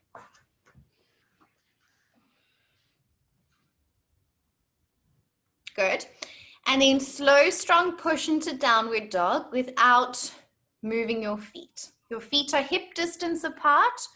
Your hands are shoulder distance apart. Good. And you haven't moved in. So this is your correct stance that you're in now. So make note of where your hands and feet are. If you were to draw lines on your mat, you would be using this quite a lot. And some of you have those cool mats where you actually do have little lines for your hands and feet. And hopefully you fall into those lines. Step your right foot forwards between your hands, but note your right foot is more towards your right hand, correct? Yes. Ground your left back heel down and come up to prepare for warrior 2. Come up to standing. You can just straighten your legs so you don't tire your thighs. Look how your right foot is turned out 90 degrees and your back heel should be, sorry, the arch of your back foot should be in line with your front heel. You may have to do a little bit of a shuffle if that doesn't happen instantly. So if you had a line in the middle of your mat, the heel of your front foot is drawing a straight line back to the inner arch of your back foot. Can you see that? Okay. And now your front foot is turned out 90 degrees. Turn your back foot in slightly. So I take my heel out of the back foot. Now with your legs just straight so your legs don't get tired, can you feel how your front leg is externally rotated and your back thigh is rolling in a little bit? It's doing the opposite. It's internally rotating slightly. And when you stand like this, which way do your hips point? If you just relax and be normal, don't force anything, which way are your hips pointing naturally? Yes, Akila, you got it. So right. They're not pointing straight to the side of your mat, right? They're pointing forward slightly on a diagonal. Can you see that? Yes, Nicole, yes. They're slightly forwards on a diagonal. So this is what I'm going to refer to as your natural hip position. Because right foot is turned out, front leg is externally rotated, back leg is turned in, it means your hips don't point to the side, right? The cue we often hear with these poses is square your hips, correct? I'm going to say don't square your hips. Leave your hips as they are now, naturally. Okay, so there's your myth buster for the day. Windmill your arms and go back to downward dog. We'll feel that on the other side. Stefan, are you feeling the foot position? Turn your back foot in slightly, see how it feels. Keep it parallel, see how it feels. You decide what feels good for you. It's going to be a very subtle difference. Okay, so when you're ready, move back to downward dog and then feel that on the other side, stepping the left foot forwards, grounding the right heel down. Check, is the heel of my front foot in line with the arch of my back foot? Good. And then when you come up, be aware where your hips naturally are. They're in a natural position, pointing slightly on a diagonal and not turn to the side of your mat. That would be unnatural. And I'll prove myself and I'll give you the tests. How does that feel in the feet? All good? Makes sense? Can you feel your feet are quite wide? And that might feel a little bit new for you, but I'm going to encourage you to be nice and wide. Okay, take a little break. Now I'm going to move up higher through this pose. Okay, any questions before I go on? Okay. So these poses are really big. There's quite a lot to them. So we're going to just take out time with them. And you're going to need to practice them quite a lot during the week so that you implement this new stuff like natural hips. Raquela, do you have a question? Is your hand just up from when you were practicing? Okay, cool. Stefan, how did that feel in the feet? Did that make sense to you? It makes sense. I still prefer the parallel just because of how my hips work and then how that then travels up towards the back and everything else. Yeah. And could you feel, we wouldn't want to turn that foot out because we got those hips in a natural position. So parallel turned in are your two options there. And that's perfect because that feels good for your body. So I'm happy with that. Julie? I feel like you've just changed my life there with the natural hip position, because whenever I square my hips, then my front knee comes in, and I've never been able to get a straight warrior two, and now I can do it if you say leave my hips in a natural position. You said all the right things and you made me so happy because you literally, you already put it together. Why we want natural hips is because we don't want that front knee rolling forwards. Because if it's sore for your knee, it's completely unnatural and it's just weird. We don't move like that, especially because the back thigh is turned in. So why would we try and square the hips? It's anatomically doesn't work.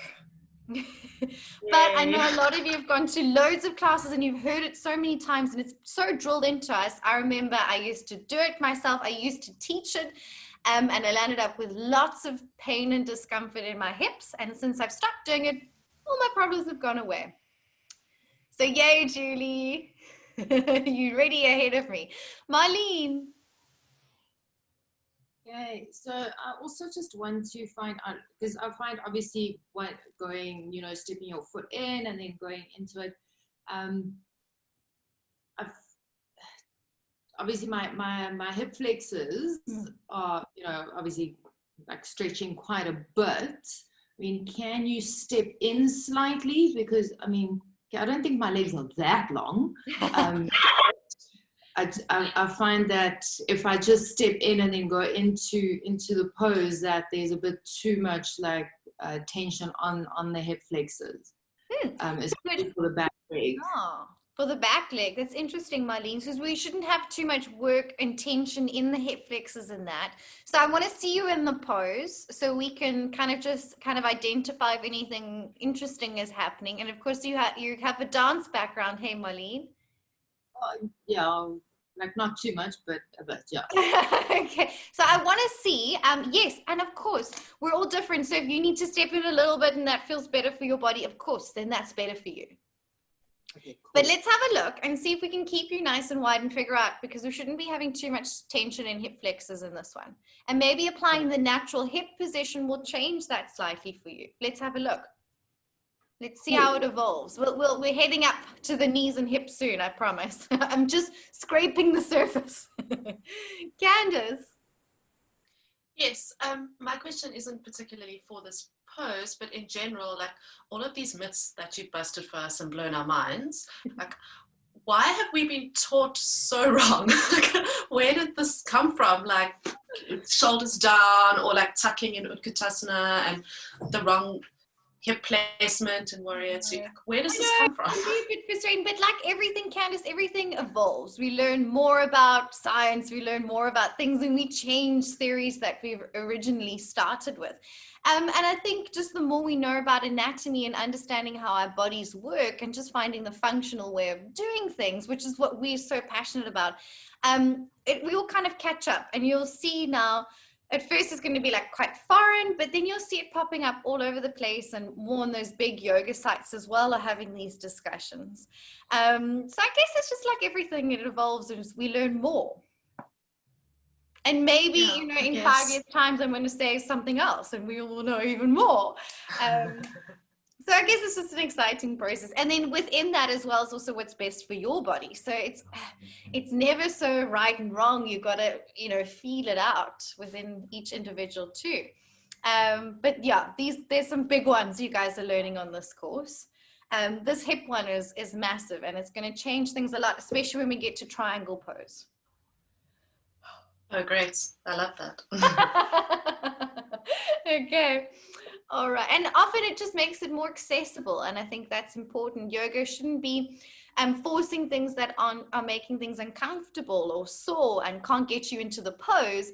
We should be making it more accessible so that everyone can find, you know, their pose with a sense of ease, understanding naturally how we move. So it's exciting.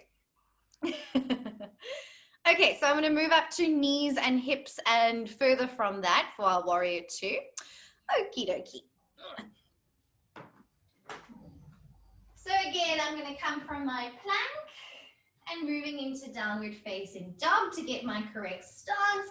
I'm stepping forward. Already here, I can kind of do the chest as my knees stacking over my ankle. Ground my back foot. Always good to kind of just do a check. So I always kind of scan from the feet up. Are my feet right? Check my alignment and then move into the pose. Okay, so because I'm allowing my hips to be natural, because it's so important, the focus, remember in these poses, is the external rotation of the front leg. If I were to turn my hips towards you, as Julie says, your front knee rolls forwards, which we really don't want because we've lost the external rotation. And now we're bringing our knee into a really weird, awkward, uncomfortable position. Okay, so we allow the hips just to be natural. If you never heard the cue to square your hips, you would have never have done it. It's just a misplaced cue that we need to work out. Okay, so we focus on pressing the right thigh out, lunging nice and deep. So that's why we've got that nice wide stance, and trying to bring our knee to stack over the ankle and the thigh parallel to the floor. Okay, so we're kind of looking for that nice, sharp, 90-degree angles in the legs, just so that it looks really sharp and punchy. And when you go out and teach these poses, that you demo a really nice looking pose within your own body. Okay, so I'm pushing the right thigh out, stacking knee over ankle. Now the torso. This is often what we see in Warrior 2. What am I doing here with my shoulders? Leaning too far to the side, right? You need to be upright, which feels like you're going to lean back. So what you're looking to do here is to stack your shoulders over your hips. So instead of being here, you need to lean back, stacking shoulders over the hips. Again, lengthen the waist like we've been feeling, which is quite a nice thing to feel in a lot of your poses. So you're not sitting into your back, which we often see as well in Warrior 2. Shoulders stack over hips, lengthen through the waist, arms out to the sides. Now your arms tend to do weird stuff here. Okay, so you need to look. A nice thing is to scan from the feet, knees, hips, shoulders, check back. Is my back arm in line with my shoulder? Is my front hand forwards? And then you gaze over your front hand and lunge nice and deep. Okay, Drishti, focal point, is looking over your middle finger in Warrior 2. Okay, so watch for the leaning forwards, watch for the sink, and watch for the funky arms, okay? And most importantly, this pose is about external rotation. So press that right thigh out so that your knee is pretty much tracking over your toes, and that pointing in the same direction of your toes. Okay, should we give it a go? So let's come from plank, downward dog to get your correct stance.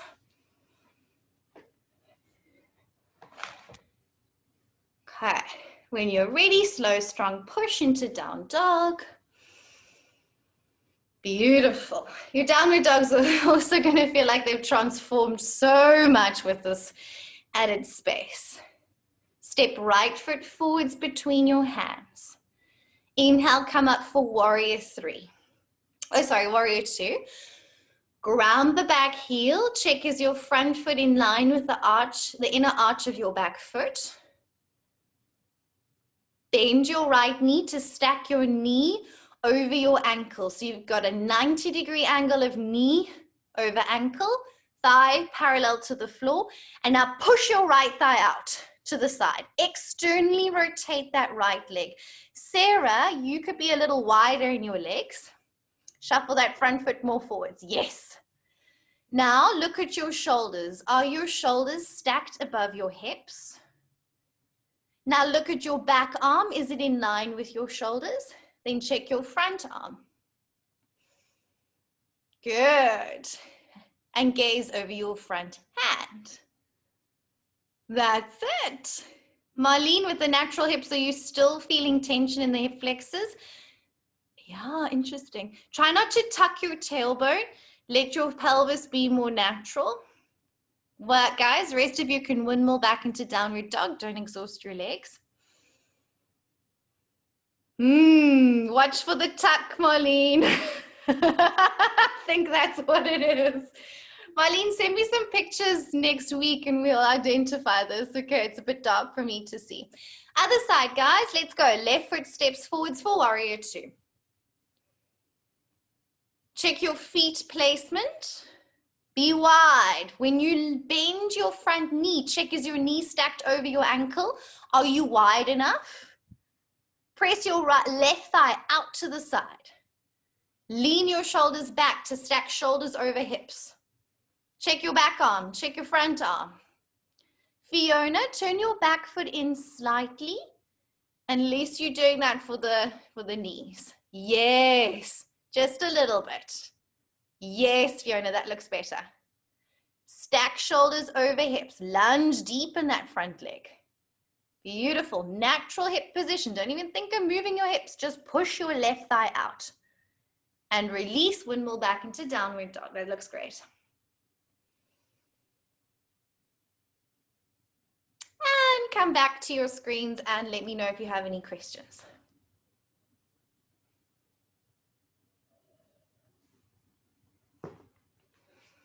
How'd that feel?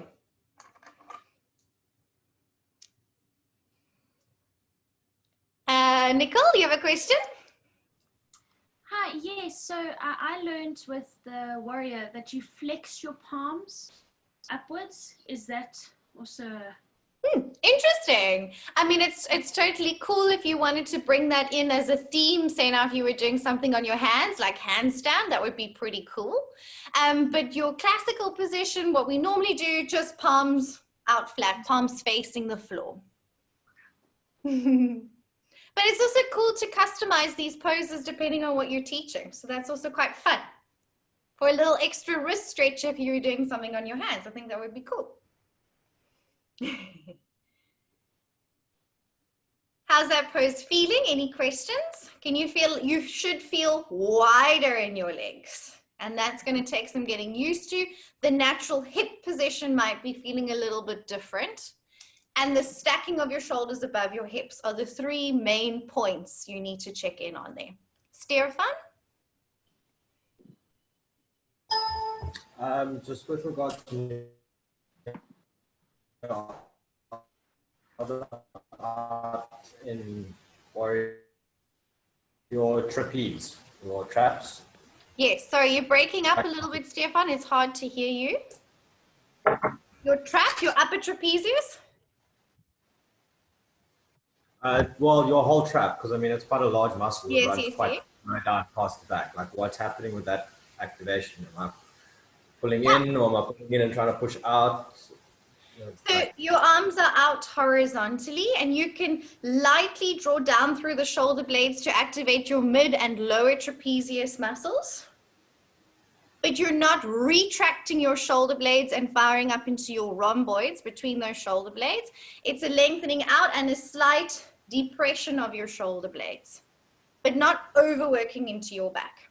Sometimes what's quite nice in the shoulders is people would start with their palms facing outwards. So you can feel that now, Stefan, with your palms facing up, arms out to the sides.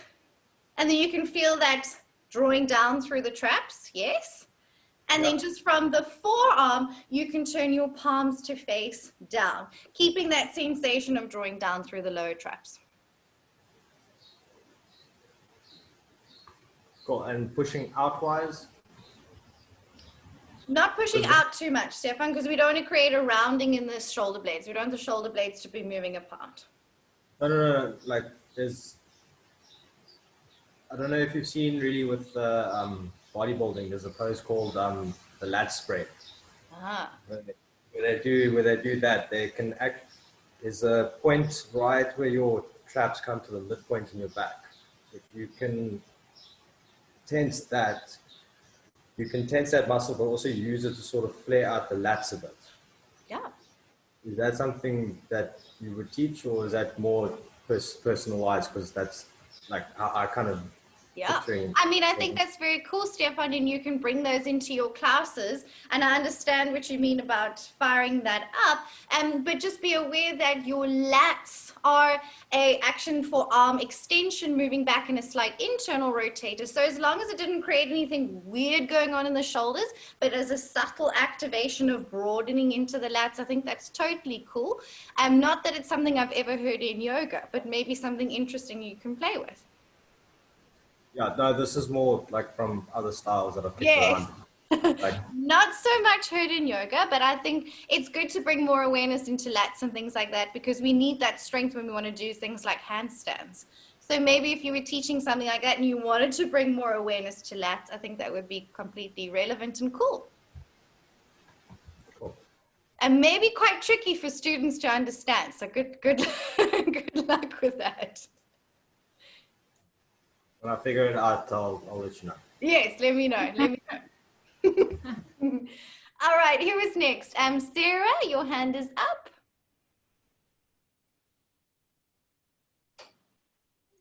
Sorry, can you just pronounce the other version of Warrior 2 for me?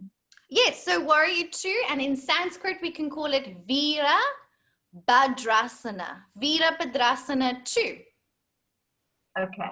Veera. And just going on to that again, sorry, just something very quickly. Obviously, we don't need to know them, but is it something that when you start teaching, it's just something that you would bring in gradually as you get to know them? Yeah, I think for When you feel beginners, they're not comfortable. going to know what you're talking about at all, so it's not relevant. But as you start teaching them more, it's quite a nice thing to bring in. Sometimes used to teach Okay. English on the one side and then the Sanskrit name on the other side, just because it sounds quite nice. Yeah, so both is fine. Okay, thank you. I think as a teacher, it's good to kind of know if someone's talking about Virabhadrasana too, you kind of know what the pose is. Not that you need to kind of call it that. Warrior 2 is also Yes. Okay, thank you. Sakile?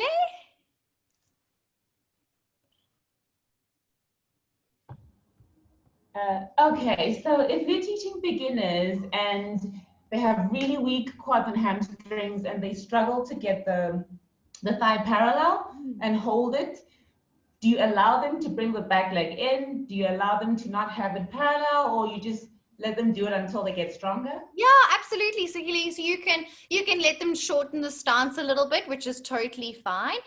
But what I would normally do is just decrease the range of movement. Don't let them come down as low. So they can still get used to being in that nice wide stance, so the poses transition quite nicely. But maybe just don't go as deep.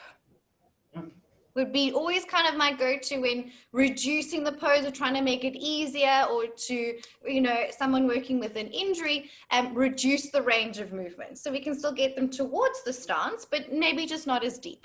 But feet coming in a little bit closer is also totally fine. Whatever works for them is cool. Okay, thank you. And next, Dasha.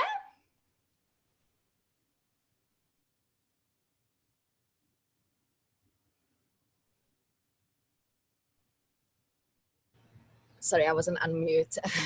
I just want to sorry. I want to ask, if you go from plank and you put the leg down and then you're lifting up into warrior, do you already, as you're lifting the arms as well, or you first lift up your body and then your arms? Is there etiquette about it, or it doesn't matter really? Oh, it doesn't really matter. A personal preference. Like for me, if I'm coming up, I would try and kind of windmill the arms to come into a warrior 2. So you can make it look fancy. At the end of the day, it's just kind of choreography. If you're teaching beginners, I wouldn't worry about those types of things. We just kind of talk about the feet a little bit, about what's going on in the pose, and then bring the arms into the pose. I think when you're teaching more experienced people, you can just open the arms straight up into warrior 2, boom, and into the pose. I thought I meant for us now. Okay, perfect. Thank you. And whatever feels good for you for now is perfect. Okay. Perfect. And Shakira. And for those that had their hands up, just lower your hands just in case. Then I would keep asking you if you have a question. Shakira? Okay. Yes, I just want to know what happens in the back in this phase. So should you keep a nut in the spine? Because I was taught to keep the lower back straight, and that involves tilting the pelvis forward, and that isn't comfortable for me. So I just want to know if it's fine if you just keep a natural curve. You are so right. So in this pose, you got a natural pelvis position. So we're not trying to tuck the tailbone at all, because then that would flatten out the lower back. Natural hips, and then you're in your natural curves of your spine. If you were excessively arching your back for any particular reason, I would say then bring your ribs in a little bit. But other than that, natural curves of the spine, as you said, is perfectly right. Did that answer your question?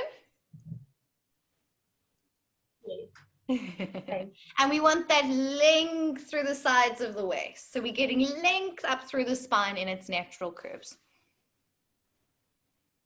Okay, so that is our warrior 2 pose. As you can see, these poses have quite a lot going on.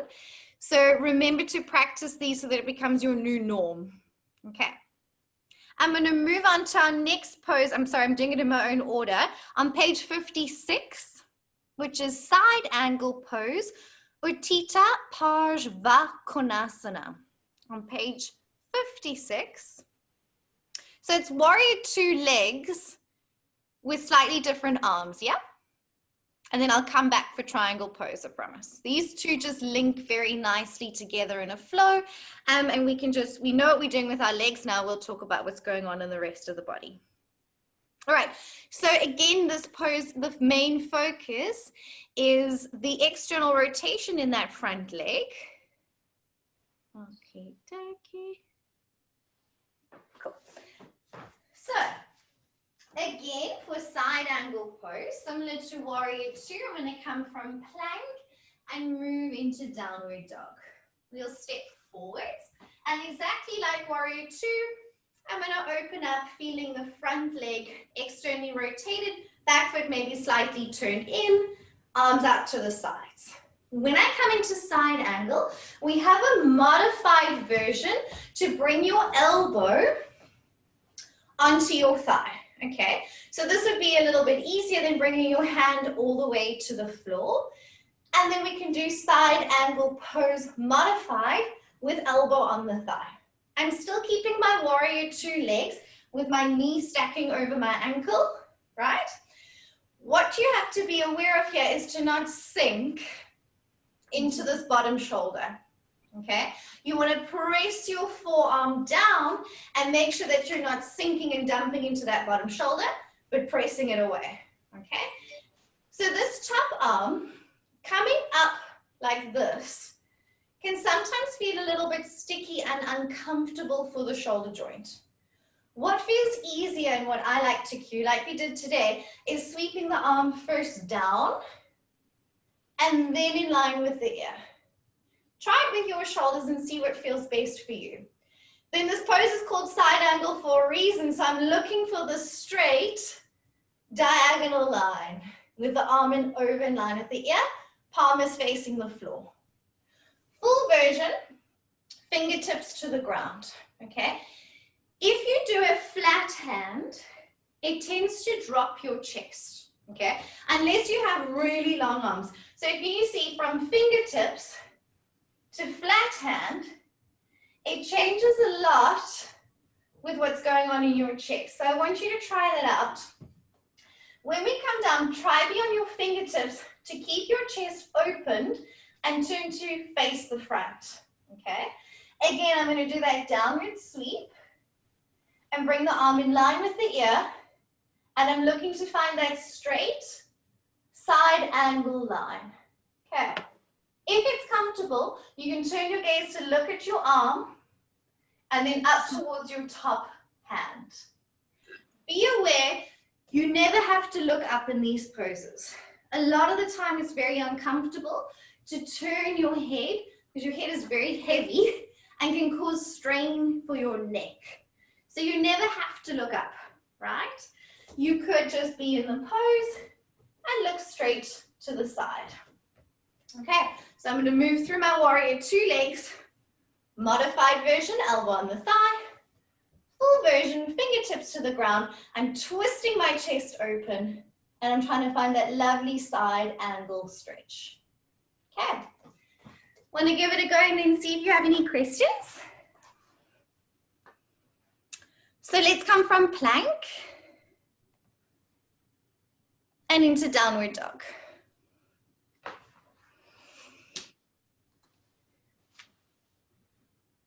All right. Fiona, watch you don't pull your head through your arms in down dog. Keep your ears just resting in line with your arms. Yes, and now push into your hands. Push the floor away. Yes, perfect. Can you feel that? Gorgeous, perfect. All right, let's step forwards with the right foot and come to open up first into a warrior two. Check your warrior two legs. Keep those legs nice and wide. Check, is your knee stacked over your ankle? Then bring your right elbow onto your thigh. Sweep your left hand down towards the floor and then over in line with your left ear. Don't sink into your right shoulder. Press your elbow into the thigh so you're not sinking in that bottom arm. Twist your chest gently open. Beautiful, nice everyone. Now bring your right fingertips to the ground and just see what I mean about a flat hand. Be aware, I forgot to show you, you could also use a block here if the floor felt a little bit far away. That's it, Sarah. If you do a flat hand on the floor, can you see how your chest tends to drop? Unless you have really long arms, you might not have this problem. Where on your fingertips, it helps to lift your chest and help you to turn your chest to the side. Again, you might want to sweep your left hand down towards the floor and then over in line with your left ear. Fully extend your top arm. Twist your chest open. Maybe you want to gaze up at your right arm. Sorry, that's your left arm, and then up towards your left palm. Unless that causes any strain in your neck, then you don't want to do that. Fiona, lunge a little bit deeper into your front leg to keep your knee stacked over your ankle. Fully extend your top arm so your elbow is straight. Keep that deep lunge in the legs. Lovely. Inhale, come up. And windmill your arms towards the back of the mat, back to the front of your mat, step back, downward dog.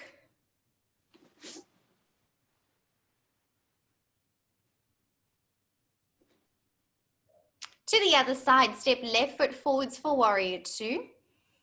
And inhale, come up. Check your feet, check your knees, check your stance. Scan from the feet up. Good. Amy, it looks like your legs could be a little bit wider, feet a little bit wider. Then come into modified side angle pose, elbow on the thigh, top arm sweeps down and then over in line with the ear. Palm is facing the floor and your top arm is fully extended. Don't sink into that bottom shoulder. Full version, fingertips to the floor. So you can have your hand on the inside of the foot or the outside of the foot, which may be better or less comfortable for you, or onto a block. So normally when the arm's on the inside of the foot, it's a good reminder to push that thigh back. But if you would like to take your arm on the outside of the leg, that's also fine. Julie, fully extend your top arm. If it feels niggly, yes, there you have it. Perfect. And twist the chest open. Beautiful. Inhale, come up. And then windmill your arms back to the front of the mat, step back, down dog. And release. Good. Questions? Sarah, I like your use of the block there. So Sarah has taken the block, which I would like to just quickly chat about. So if the floor feels a little bit far away, you could have your hand on a block, just so you're not quite as low, okay? Often hand on the inside feels nice and comfortable because you can kind of remind that knee to nudge back. But you could also have your hand on the outside of the foot if that felt more spacious for you, okay? So the hand choices there depend on what feels best for your body. And when we break it down in smaller groups and we go through all of this, I can also give you more suggestions and corrections if you need for any of these poses. Okay, questions. Anna, hi. Yeah. I don't really get my arm over my ears. So if I try to bring that arm up, it's like in front of my face. Like I can't really bring it up. Perfect, Anna, don't worry. Yes, so again, this is what we call, when we take our arm up, we call that shoulder flexion, okay? And it's quite a sticky movement for shoulders, okay? And it depends on the bone structure. There's often not a lot you can do about it. It's just the way your shoulders are, and that's completely fine. So if your arm doesn't go all the way back in line with your ear, that's totally fine. Just bring it as close as you can, and then think of opening more from your chest and your shoulders, which actually changes the whole experience and will actually feel like that arm is going further back. Brilliant, because I also have this if we're, for example, in like high lunge, if we try to stretch over, and I also feel like I can't bring my arm high enough over my ears, so it's kind of in front again. So should I twist a bit there as well to bring it more? I mean, as you move your arm, I mean, you don't have very tight shoulders, Anna. So it's not too bad at all. So it may be a little bit of just opening up more into the chest. And I can't remember who we chatted about with this. Was it Julie maybe last night? Where we said taking the arms a little bit wider like this, which is called scaption, can also give you a feeling of a little bit more space. So not having your arm as close to your ear, might also feel better. Having a little bit further away gives more space for that arm. But for you, when you were moving your arm there, it didn't seem like too much of an issue. Okay, maybe it's just me then. The feeling of it. We'll check. It is a tough action for that shoulder. But I think with this pose, because we want to bring that arm into that side angle line, think of more rotation from the ribs to get that arm back. Right. Thank you. Pleasure. Lauren? Yes, I imagine that the one side of my body is more stiff than the other side. Can you hear me? I can hear you. Okay.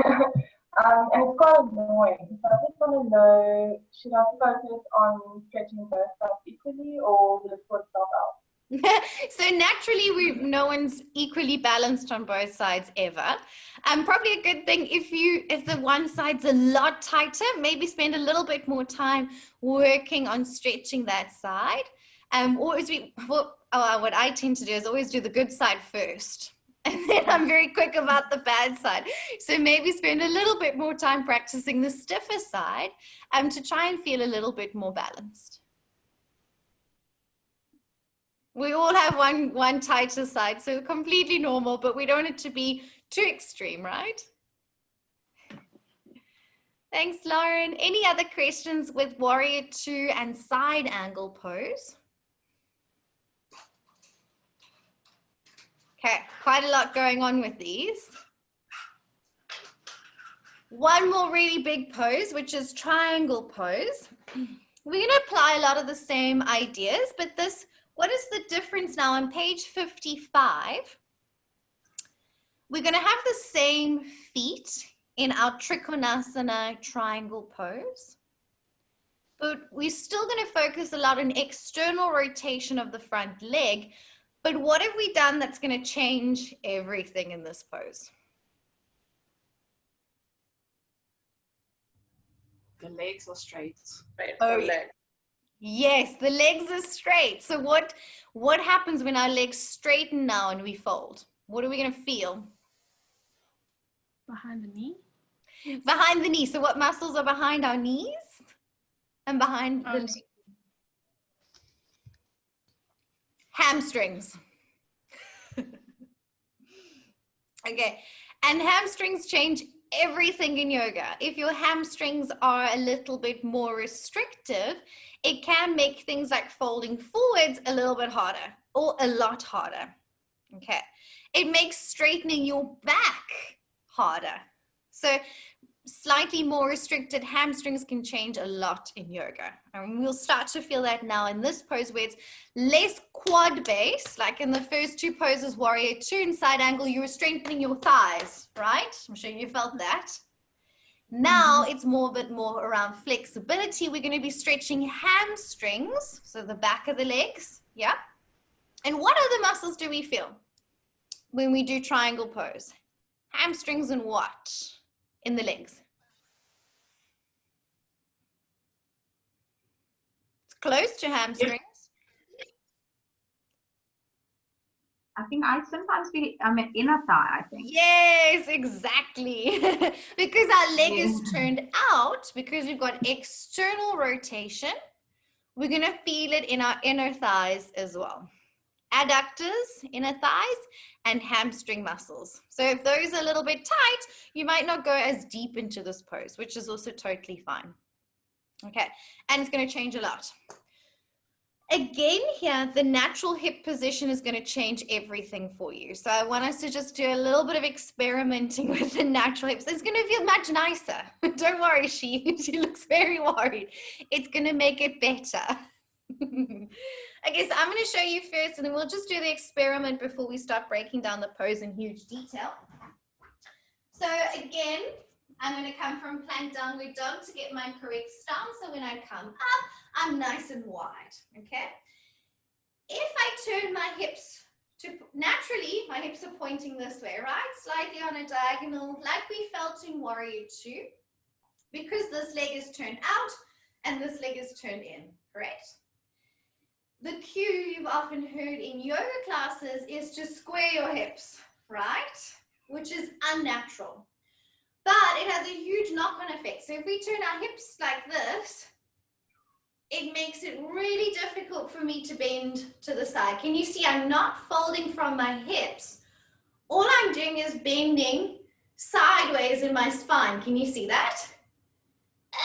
And it makes it really hard to try and get down because I'm unable to fold from my hip. So now, if I allow my hips just to be natural, if I just relax, okay, and I want to bend to the side, watch how different the movement is. Can you see my spine isn't rounding? I'm forward folding from my hip, which has a huge range of movement so that I can come down a lot easier. Okay, so don't take my word for it. Let's feel it. Come from plank downward dog, step 1 foot forwards, or just come to standing. We're just going to kind of play with this first.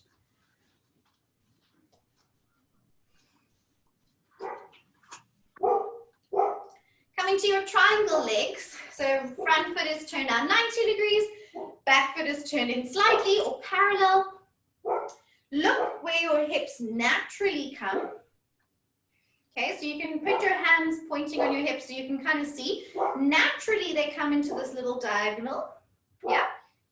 If you were to force your hips to the side, which we hear a lot of, first of all, what happens to your front knee? Can you see how it rolls forwards? And might actually be a bit sore, like mine is not feeling so happy with that. Now, keep your hips to the front like this, and natural, and try and bend to the side. Where are you bending from? Can you go very low? Not so easy, right? Okay. Now, turn to natural hips. Maybe even exaggerate your natural hips. So your hips are really pointing on a diagonal. And now feel when you bend how you're folding from your right hip. You're folding from the hip. We're using the range of movement of hip flexion from our front leg to come down rather. And then can you see how you can come down way easier? Yes?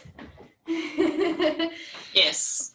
Okay. So that changes everything in this pose. It will allow your students to bring their hand onto their shin. It'll allow you to come down lower and create more length in your spine, which I'll chat more about in a second. Okay, could you feel that? Can you feel how restrictive it is if you try and keep your hips facing forwards? Even though we may have done that a lot in yoga classes, we need to allow that back hip to roll forwards. Okay, and it's going to take some time getting used to that. Okay, you can come and chat to me for a bit and then I'll talk more about the pose. Alicia, you have a question? So in our classes, we tend to, they teach us that the Trikonasana is a shorter stance than the Parsvakonasana. Interesting. Is that, yeah, I don't know if that's because that's where people's feet naturally fall. I don't know, because so I'm doing a Iyengar teacher training course as well, and this is going to ruin everything for me for that course. So in Iyengar yoga, which I trained in for many years as well, we also keep the stance of the feet very wide. So you're the first person I've ever heard, especially from an Iyengar background, to say that. So that's I don't know. Yeah, and they give you a specific size. I can't remember the. Yeah, I know that's very specific. Yeah.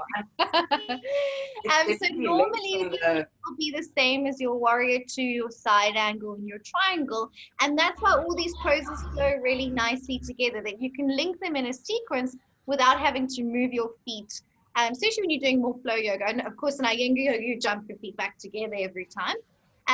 So yeah, I'm quite surprised, especially from Iyengar. Normally they want you wide, wide, wide, wide every time. No, that's strange because this makes way more sense. Naturally, it's easier. Yeah, and do what feels best for your body at the end of the day, always. But that's interesting. Sarah's saying her whole triangle has just changed within seconds. Yay! I've never been able to move before because I've always tried to square everything off, and then I'm like, I was almost stuck, and I've never been able to move, and now I've just literally touched the floor, which is like a miracle. It's amazing! Yay! I agree, Sarah. I felt like before, if my hips were square, then you're actually moving from your obliques, like and you're pulling those versus actually moving, being able to get down there now. And then I thought like my rolls were stopping me from going. I was like, why can't I go down? And now I literally just touched the floor. It was like a miracle. Thank you. Yay! I'm so happy to hear that. Sakine?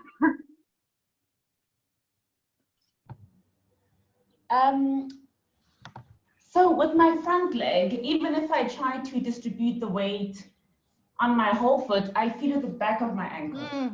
The back, yes. So this is a very common thing, and I'm so glad you brought this up. Now with the wider stance, because your feet are wider apart, you're going to feel a little bit more compression behind your ankles, Sakile. Can you come into the pose? I don't know why you just went blurry there for a second.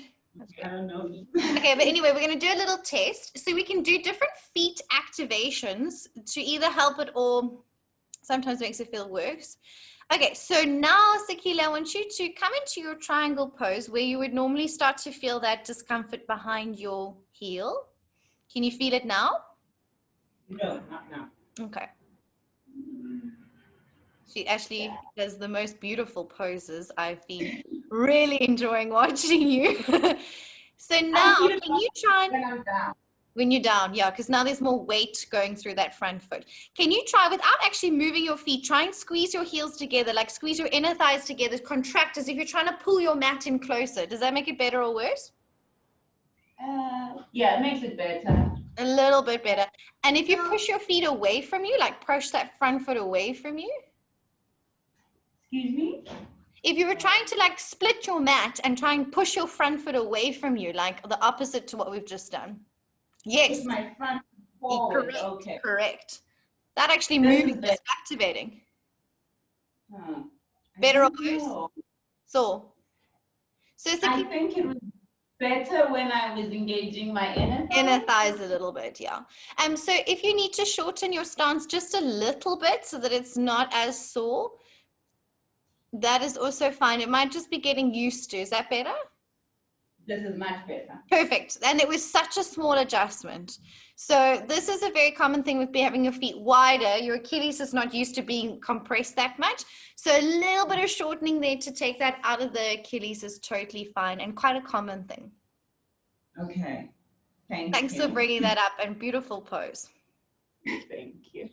Another thing tends to happen like behind the knee. So for those with your hyperextendy knees, this comes into play a lot with this pose. So you may also try, like we just did now, try and squeeze inner thighs a little bit together. So you're engaging more muscle to feel stability in the pose. Okay. Or micro bend the knee a little bit. Or if you need to, slightly shorter stance, because now you're going to start stretching into muscles and tendons, and there's going to be different sensations. So Marlene, did you experience that? Behind the knee? Yeah. So do your knees tend to hyperextend? Well, very, very slightly. I mean, obviously, like, if I had to like sit normally with my legs straight and I need to point my toes, obviously my heels lift is like a natural sort of hyperextension in the knees. Yeah. So yeah, it's weird. Like my heels will always lift off of the ground. Yeah. But so obviously with the slight micro bend and then more of an adductor activation, I mean, can you do obviously focus on both? Yeah. So you're going to have to fiddle because it's going to be such a finer adjustment. It's a minuscule thing, but basically add a little bit more muscle contraction so that you're not sitting back into your joints and just lying there. Try and, if you need to bend a little bit or maybe just slightly contract a little bit to pull it out of that, may help a lot. And also, I'm going to talk about the rest of the pose now. I promise I won't talk too much. Having your hand on your shin may feel like you're adding more weight onto that leg, which may make it worse for the knee as well. So if you can reach the floor, hand on the floor, or just like a hovering hand on that shin can also put less load on that front leg. So you'll have to just try all of those when we go into it again now, okay? Candice? I need to remember my question. Oh, right. I might have to show you. But I've always been taught, place your feet, arms up, and then you lift out of your hips and forward before bending. Yes. Is that correct? Yeah, it feels great. Okay. Feels really nice. And I really like that because it's going to create an awareness of length in the sides of the body, which I really love in a good triangle. So Candace, we're going to chat about that now. Can I continue with more of the pose and then let me know if you have more questions? Okay, so now we spoke about the hips and I've convinced you about the natural hip position and that went fairly well, good. Okay, so I've got my same feet, standard yogi foot position, arms out to the side. I just relax my hips so that I'm in a natural hip position. And just as Candace said, it feels really nice to reach forwards so that I'm aware of keeping the side of my bottom waist lengthened, okay? So I don't want a triangle and land up like this, which is how it tends to look if your hips are forcing to be straight. We want a nice lengthened triangle so that almost the sides of your waist are parallel to the floor. So that initial forwards reach brings lovely awareness to the sides of the body, which I love.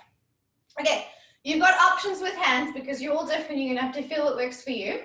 Firstly, hand on the shin is your option 1. Fingertips on the floor. Remember, flat hands creates a flat drop chest. So fingertips works nicer. Behind or in front, optional. You can also do the hovering triangle as well, which is a bit stronger work through the obliques because you're having to hold yourself there. Whichever works for you, try them out and feel what else do you get length in the sides of the body. Okay. So when you're in the pose, I'm going to ask you to feel a little bit more of this rib sensation. So when I come into my triangle, you want your shoulders to stack over your bottom shin. So a lot of the time people lean forwards in a triangle, okay?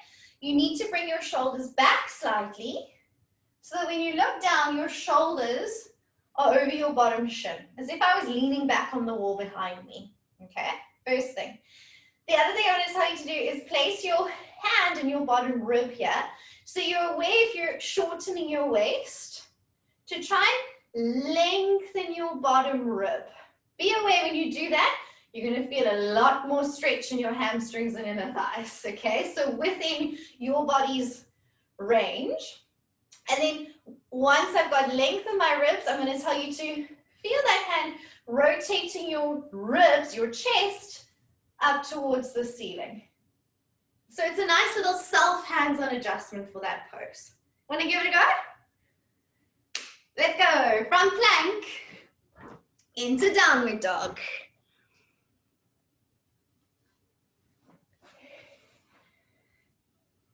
Okay, stepping your right foot forwards.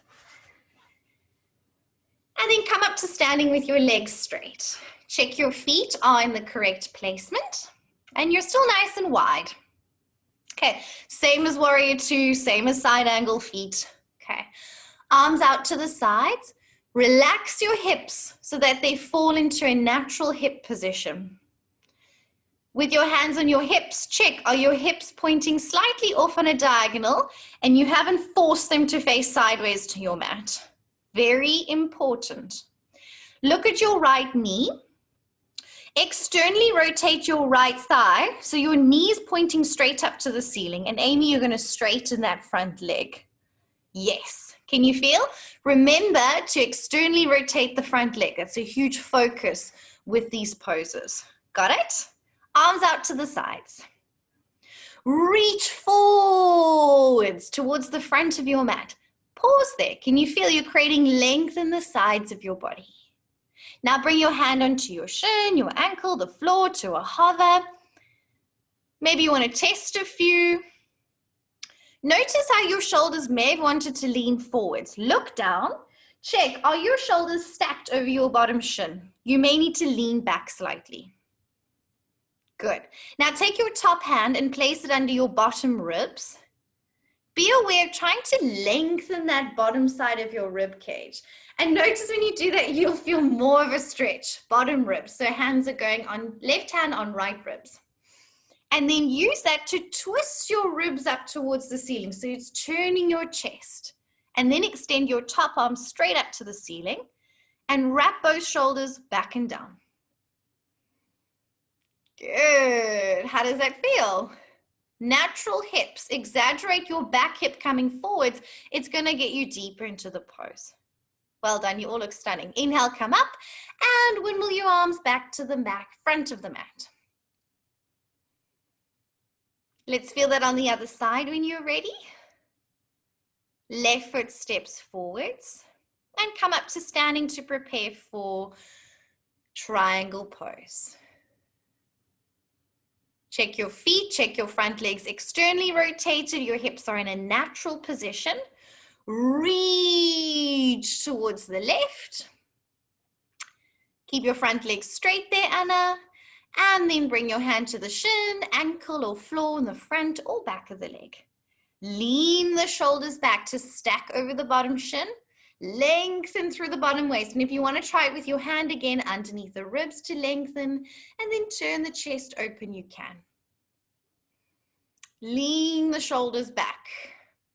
We all want to lean forwards. And then top arm extends straight up to the ceiling and wrap both shoulders back and down. Gorgeous. Lovely. Inhale to come up and windmill your arms back to the front of your mat and release. So could you feel hamstrings and inner thighs stretching in this pose?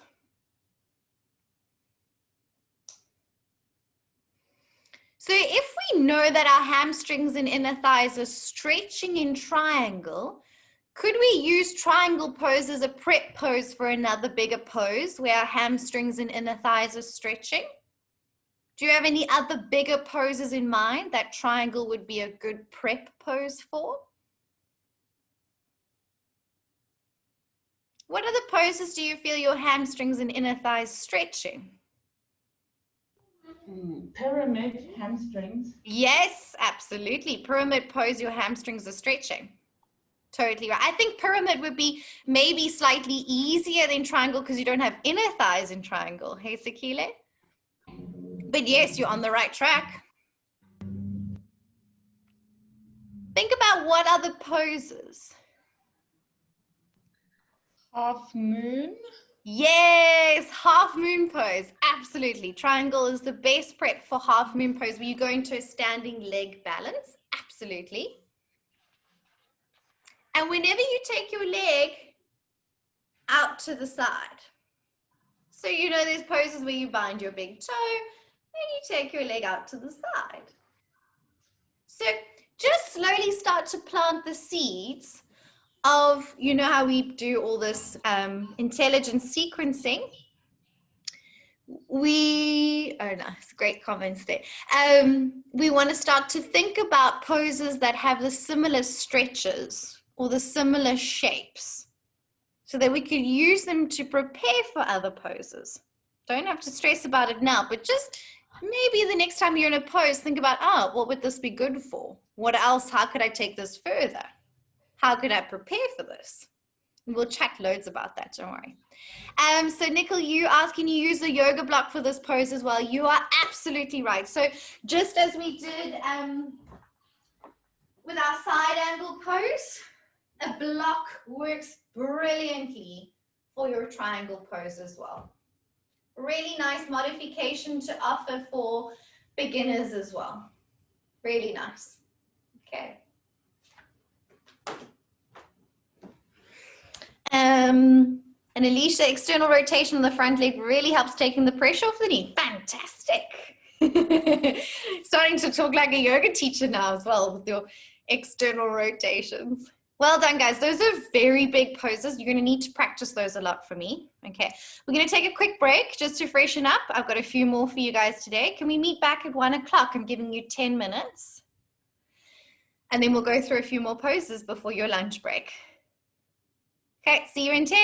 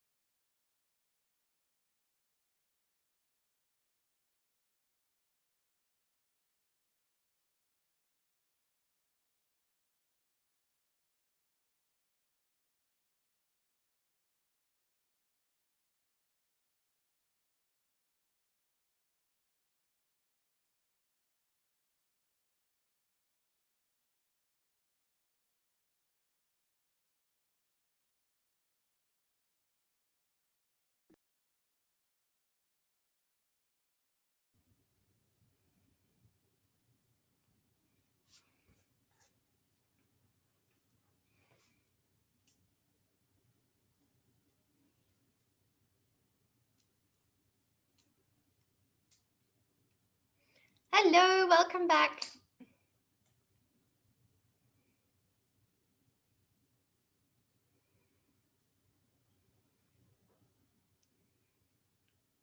Okie dokie. Are you guys all right?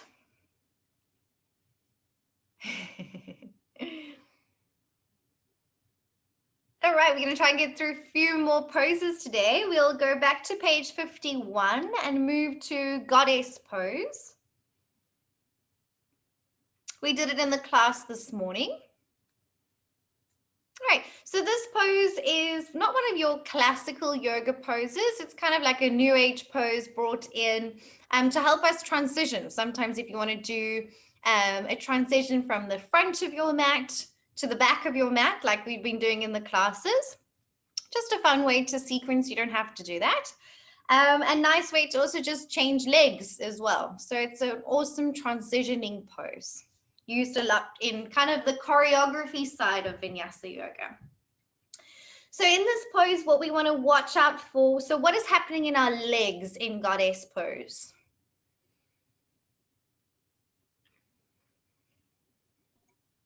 They're both externally rotating. Externally rotating, absolutely, Sarah, you've got it. So we don't want our knees rolling forwards in goddess pose. Just as we saw in Warrior 2, we want to press those thighs out to the side. So that's going to be your main focus in your goddess. Okay. So when we come into goddess pose, maybe you could have done a transition from a Warrior 2. We came through a little start pose, which is also a transitioning pose, and then coming to goddess pose, also known as horse pose, so you can call it whatever you want. We're going to turn the feet outwards at about a 45-degree angle. What you don't want is to turn your feet out too much that your knees are rolling forwards of your feet, okay? You want your knees and your toes to be pointing in the same direction. So you might need to turn your toes in a little bit more if your knees don't tend to open very wide. Or maybe you turn your feet out a little bit more so that your knees and toes follow the same line. Okay, want to come nice and deep into your goddess pose, pressing the thighs out. Okay, we're keeping the hips in a natural position. So we're not tucking the tailbone. For some of us with slightly tighter hips, it may mean you're in a little bit of a back bend. That's also okay. Keeping the natural curve of the back. Okay. So often we have our arms in a cactus position or hands in prayer. Whatever you're kind of doing this pose for, you may custom the arms to suit whatever the reason why you have it in there. Today we did it with a little back bend and cactus arms for our back bend sequence, but you could do lots of different things here. Okay. And then I'm going to move straight on to the next pose because they flow quite nicely. From your goddess, our next pose is Skandasana, which is kind of like a little bit of a take from a martial arts move. We'll be coming to a one-leg deep squat, and we come lower to the floor. So what muscles do you think I'm going to be feeling stretching in my extended leg here?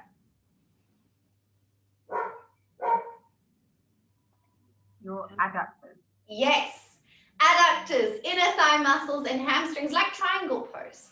So in Skandasana, your heel may be up slightly, depending on the length of your Achilles tendon. Totally fine. If your Achilles tendon tends to be very long, you might be able to sit with your heel down. Both is fine, whatever works for you. In Skandasana, we want to press that right thigh out to the side, okay? Turn your toes up to the ceiling of your extended leg. Option to have hands on the floor if you need a little bit more support, or hands in prayer. And depending on the reason why we're doing the pose, often we're quite and we go into the hips. And then from here, you can transition to the other side. Okay. If it was really uncomfortable, you can even challenge the pose and come upright and then move all the way down to make it a little bit more quad work and less flexibility work. Or you could stay really low to the ground as you transition from side to side. Okay, nice way to get towards the back of your mat and change direction to point to the other side if you want to do a bit more of what I call like a circular flow. Do you want to give that a go? So let's come from plank downward dog and we'll put it into a little sequence.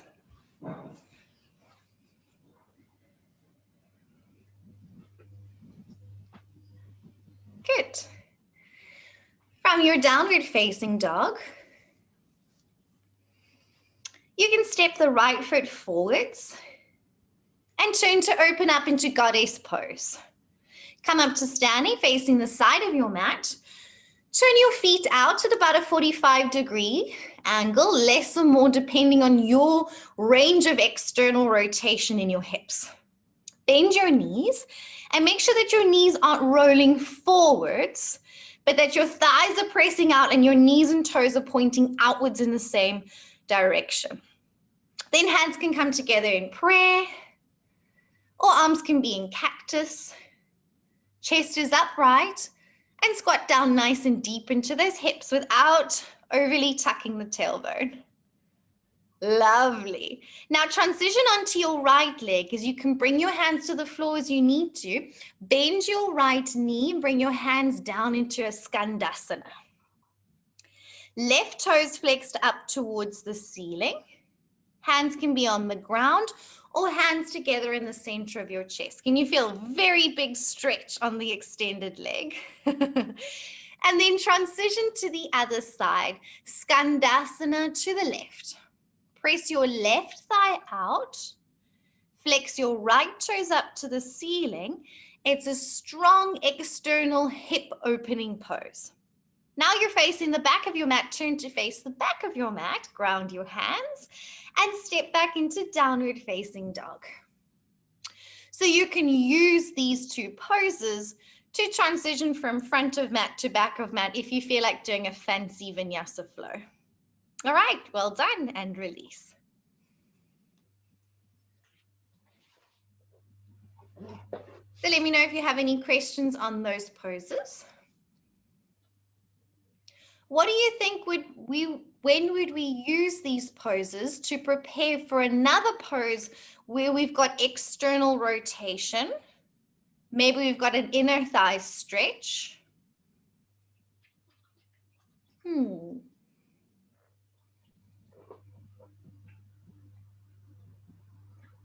it work for reverse warrior?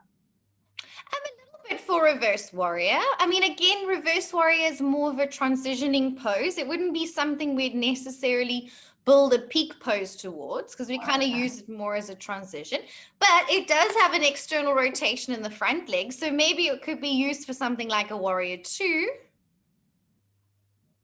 or a side angle or a triangle pose. Haida? Yeah, is it supposed to hurt in the knees, or because I'm flexible, you know, I thought it would be easy, but as I'm going down, it tends to, you know, my knees take a lot of strain. In the bent knee? In the knee that you're landing on? Yeah. In the bent knee. So I think it's because when you're coming down like that, Haida, you're adding load. You're adding weight onto your knee while it's very bent. So what I would do is maybe put your hands on the floor and try and take a little bit of weight off. Did you have your hands in prayer? Yes. Yeah. So see if we can reduce the load by putting hands onto the floor to take a little bit of pressure off as you come from there to Skandasana.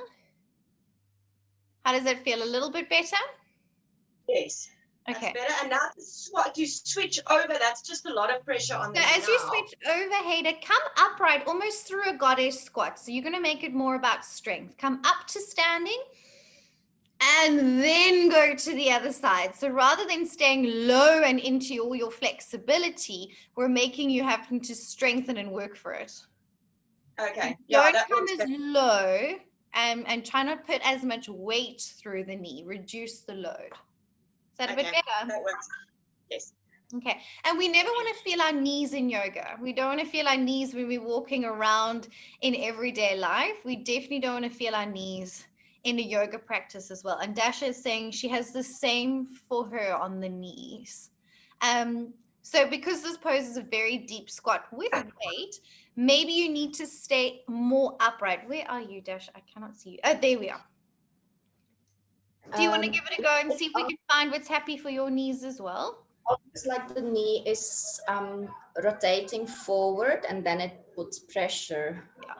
So what you want to feel there, Dash, is just gently pressing your thigh outwards, more external rotation from the hip socket. And we don't want any rotation in the knee because the knee doesn't rotate. It bends and stretches and it doesn't turn. The action of rotation happens more from the hip. So maybe you stay more upright like a goddess and do like a little baby lunge to the side without going too low. Completely low. Okay, perfect. Don't go as low. Just stay up like Heida's doing. She's staying more upright. She's having to work for it now rather than sit too low into the legs. Okay, perfect. Thank you. You want to keep happy knees and shoulders always. Yeah. Okay. Any other questions with those two poses, often used as transitions, but are quite challenging poses in their own way? Okay, so I would use these poses for more external rotation poses, all right? So think about crow pose, when your knees are on your upper arms, yes? We're getting low into lunges. We'll be using that tomorrow as we sequence for that arm balance. And other arm balances where I want to get low, have you seen firefly pose, where your legs are out in front like this and you're balancing on your hands? Titibhasana, you'll be learning all about those. I want to stretch inner thighs and work external rotation. I would prep with poses like this. Just start to think about it, but don't worry about it. Dasha, you have another question? Unmute yourself.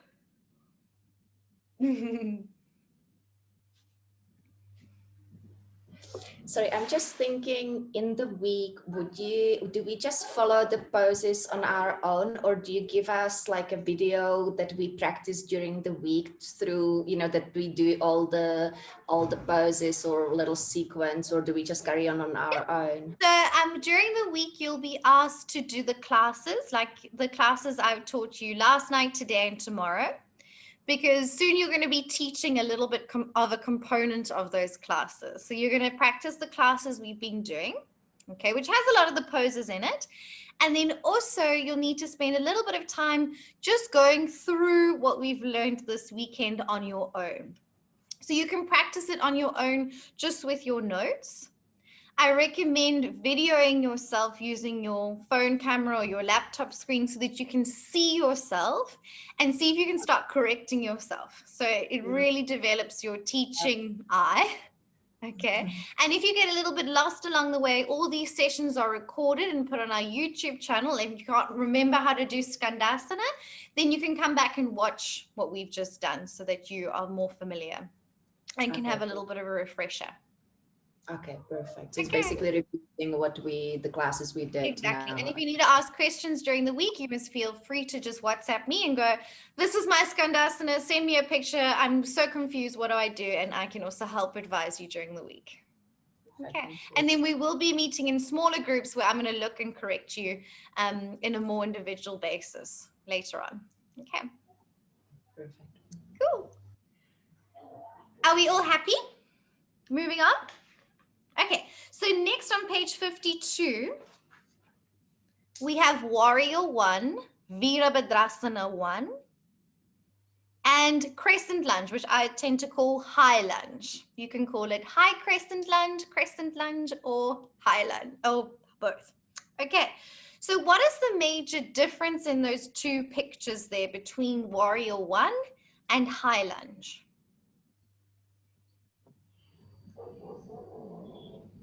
The footwork, isn't it? Yes, use the right knee, so the back foot. You can see the back foot is down in Warrior 1. And then in High Lunge or Crescent Lunge, you're on the ball of your back foot, yes? So what do you think, how is that going to make a difference in your hips? Like we felt when we were doing Warrior 3, and I said, if your toes turn out, what's going to happen with your hips in Warrior 1 and 3? Open, right? A lot of you are doing this. your hips are going to open. So if your foot is turned out, it means your hips are going to turn out a little bit because they're kind of attached, right? And if your toes are pointing down, like we felt in Warrior 3, and also in Crescent Lunge, then your hips are going to point down or point forwards. Does that make sense? So Mythbuster number 3, in Warrior 1, if your back foot is turned out and your heel is down, can your hips point to the front?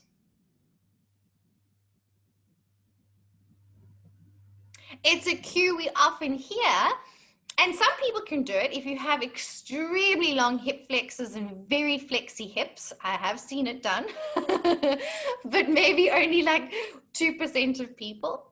Where most of us will have more natural hips in Warrior 1. Okay, so that's your last Mythbuster of the day. I'm going to show you and then we'll feel it all together, okay?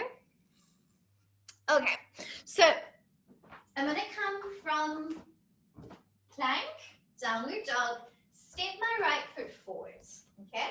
I want to again have my knee stacked over my ankle. And in a crescent lunge or high lunge, both my hips can point forwards. Because I'm on the ball of my back foot, like we've been doing in all the classes, I can lunge nice and deep. Everything is pointing forwards. I'm reaching up through the sides of my body, and naturally it is a little bit of a back bend. So high lunge is a little back bend, okay? As soon as I ground my back heel for Warrior 1, my hips then again have got into a natural hip position, okay? Because my back heel is fixed on the floor, it's impossible for me to have my hips pointing perfectly forwards to the front. And if I try, and you'll feel it in a second, often it can feel a little bit uncomfortable in the knee, okay? So Warrior 1, let's give it a go. You feel it, and then we'll chat a little bit more. Let's go, plank into down dog. Feel the difference between those two poses in the hips. Okay, so first let's come into a high lunge. Stepping the right foot forwards between your hands. Keep right knee stacked over your ankle, back leg straight, and then inhale both arms up. Reach up through the sides of the body and lunge deep to keep your knee over ankle and thigh parallel to the floor. Those sharp 90-degree angles we saw in Warrior 2. Same again here. Reach up through the sides of your body and be upright in your chest. It is a little back bend and back leg straight if possible. Can you feel it's very easy to keep your hips pointing forwards, right? Yeah, because your toes are pointing down. Now ground your back heel down. Your foot will be slightly turned out. Can you see naturally how your hips open a little? That's normal. If you try and square your hips to the front of the mat, how does it feel in your back knee? Go slowly. It can often feel a bit twisted, a bit torqued. So we want to avoid the cue squaring your hips in Warrior 1. Warrior 1's not a bad pose, but just don't force your hips to the front, okay? Natural hip position is your go-to. So let's be in our Warrior 1 for a moment. Inhale your arms up. Turn your chest towards the front. So there's a little bit more rotation in this one than high lunge. It may be a bit harder to lunge deep in your front leg, but not for everyone. For a lot of us, you'll prefer high lunge. Like me, then I can have it all. Turn back into the ball of your back foot, turn back into high lunge. It may feel easier for your hips, your legs, your lunge, your back, and is often more accessible for people. Okay, let's take it back to downward dog and feel it on the other side.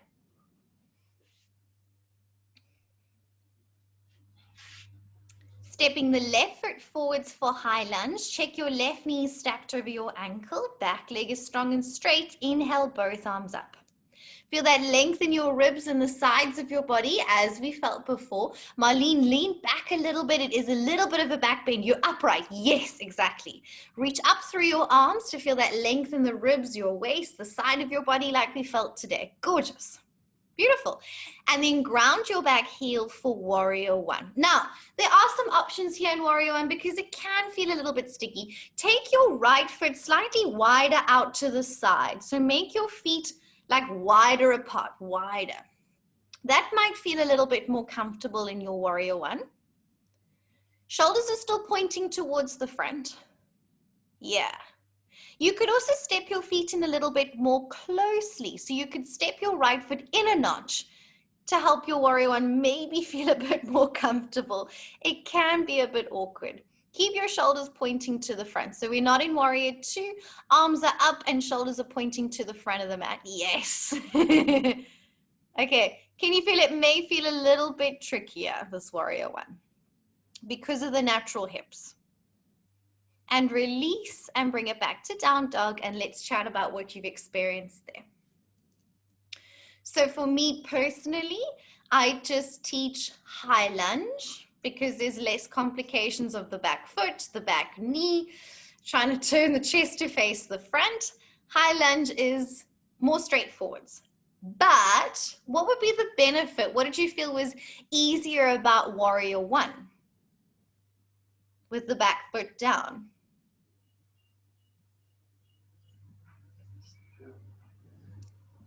Balance. Okay, when your back foot is down, it's easier to balance. Where in high lunge, because you're on the ball of your foot back there, it is a little bit more of a challenging balance, which I think is a good thing, because in yoga, a huge benefit of practicing yoga and these asana poses is to increase your balance and get better at balancing. So not a bad thing.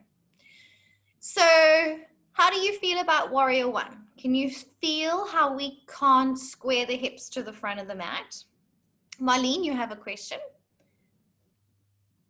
So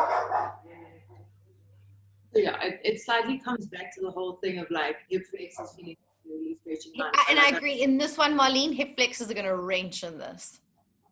But, I mean, as an adjustment, so obviously for, you know, your straight leg, actually just tilt by tilting the hips slightly towards the back, just to alleviate a little bit. Is that okay? Because then obviously you're shortening in the waist, or should it stay? So the problem is tilting which way, Marlene? I'm confused. Are you tucking or arching the back, or are we tilting hips up and down? So yeah, to actually just push it that way. Oh no, that's very strange. I understand why it will take the relief off your hip flexor, but then can you see how it's kind of sticking your bum back, and then to be upright, like I was saying to you, then causes you to lean forwards a bit. Okay. Yeah, so unfortunately, I can see why you're doing it. It makes complete sense, and I think it's a personal thing for you, Marlene. And I always say to people, don't make your problems their problems. Just to kind of understand. Yeah. I totally see how that would relieve your hip flexor. And this one is one of those real, such a puller on the hip flexor. So I think that's just going to be a bit of work for you to, you know, maybe just condition your hip flexors that they're stronger and maybe they get longer through the process. But backing out of them is not going to help. Fortunately, that fix won't work, but Marlene will work with it and see how it goes. I think we will get there. Sakila, do you have a question? Is your hand up from earlier? No, you're all good. Okay, so we will go through these poses again, but just when you practice, be aware in warrior one just to keep your hips in a natural position. And high lunge, you can have it all. Hips pointing forwards, nice lengthening through the spine. And be aware, high lunge is a bit of a back bend. Okay, so often used when we prep for things like back bends like this morning. Any other questions on those two? I'm going to touch on them again when we do a big recap, because I know you've had a lot of information today, so I get that. Julie? I just wanted to ask, I'm looking at the manual, what is Warrior 1.5? Yeah. So this is what Catherine calls Warrior 1.5. So it's not what, like we've learned Warrior 1 with hips pointing forwards. It's not Warrior 2 where you turn to the side of the mat. It's kind of in between. So Warrior 1.5 is like you've done now, Warrior 1 with natural hips. Yeah. And that's what she calls it. Okay. Are we all good? Okay, so I'm going to move on to our low lunge and lizard pose now. Be a little bit less intensive on your legs that have worked quite hard today. Okay, so on page 53, we have low lunge and lizard pose. So what are we stretching in these poses? What is our front? What are the actions? When would we use a pose like this? What is it similar to? My back leg, what is stretching? Your hip flexors. Yes, absolutely. You're right, you've got it. So I would use this pose for teaching things like back bends or anything when my back leg is going behind me, like Warrior 3, like we did last night, right? Because one leg is forwards and one leg is back. So I've got the scissoring action of the legs. Can you see that? Same as in high lunge, one leg is forwards and one leg is back. And anatomically, we call that, when the front leg is come forwards, we call that hip flexion. Okay, you're going to learn and chat about this with Catherine later. And when your leg goes behind you, it's called hip extension. Okay, when leg comes in front, hip flexion, like I'm hugging my knee to my chest, like the front leg in a lunge. And when my leg goes behind me, hip extension. I'm just planting the seed. Don't feel like you need to know this just yet. We're going to talk a little bit more about this. Basically, one leg is forward and one leg is back, right? What other poses is one leg forwards and one leg back?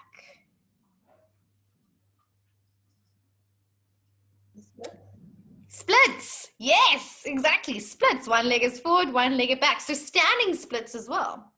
We did a lot of them last night.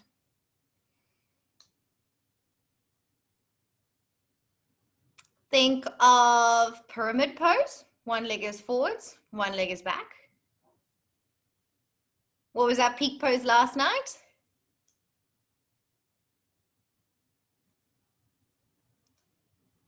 Okay, I've lost you guys at this point of the day. It's okay, I'm used to this. Warrior 3, one leg is forwards and one leg is back. Okay, so don't have to worry about it. I'm just getting you guys to think in this way that some poses have similar shapes, right? We can kind of group them into poses that one leg forwards, one leg back, as opposed to what we were doing earlier with the external rotation poses, right? So the external rotation poses, we were doing Warrior 2, triangle pose, side angle pose, yes?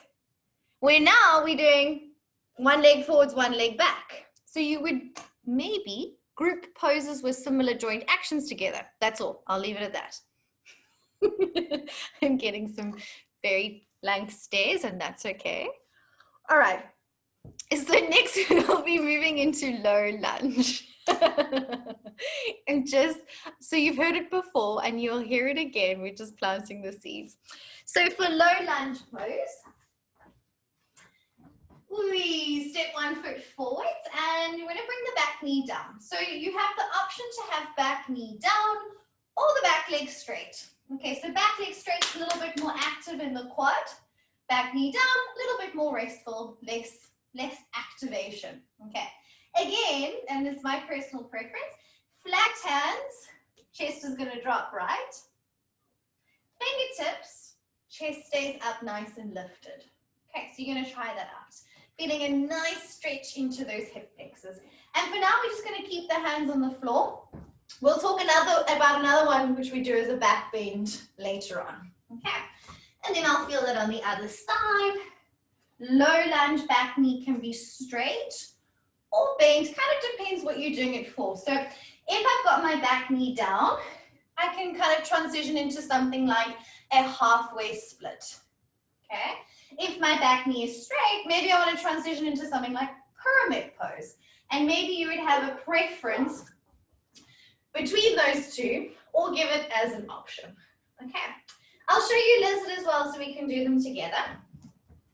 So from my downward dog, for lizard pose, instead of stepping between the hands, I'm stepping to the outside of the hand.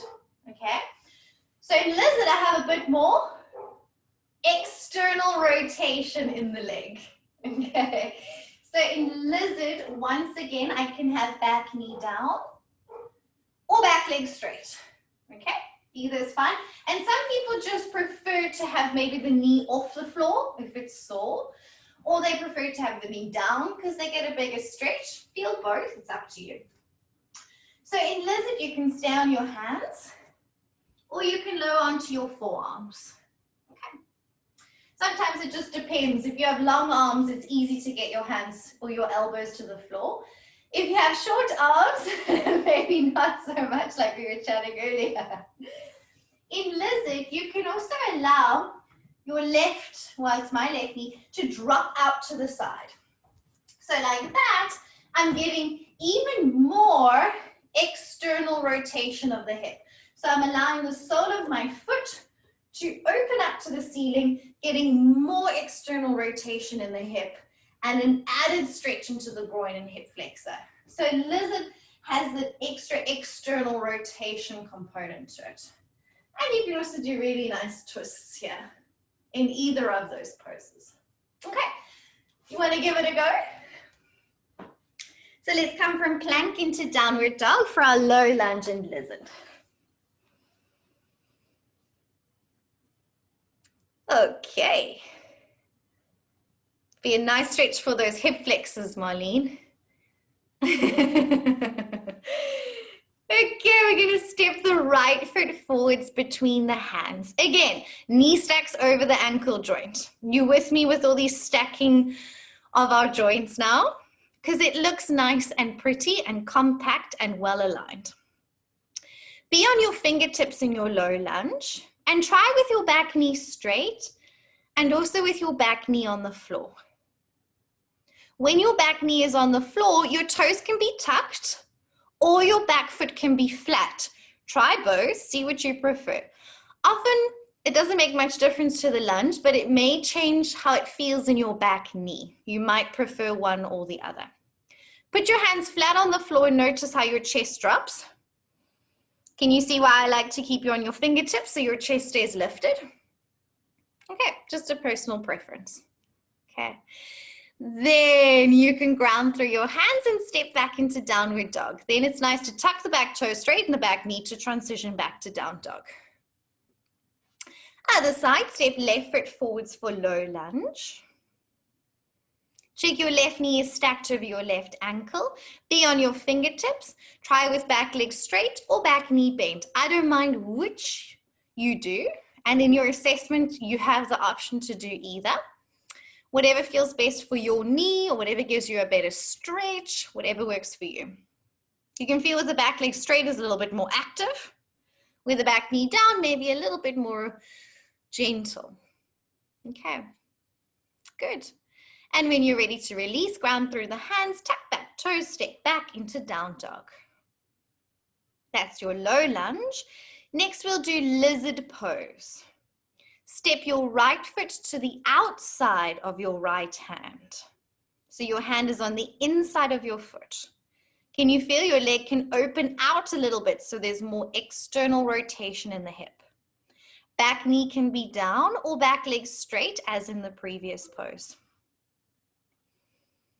Option to come down into your elbows if you want a more intense stretch. And tomorrow I'm going to teach this a little bit more differently as well for arm balances. So I'll bring in another theme. You can do a little twist here. You can let your right sole of foot leave the mat and allow your leg to open out to the side for more of an inner thigh stretch. It's actually a really nice pose. You could even bend your back knee and take hold of your foot like we did in our class this morning, remember?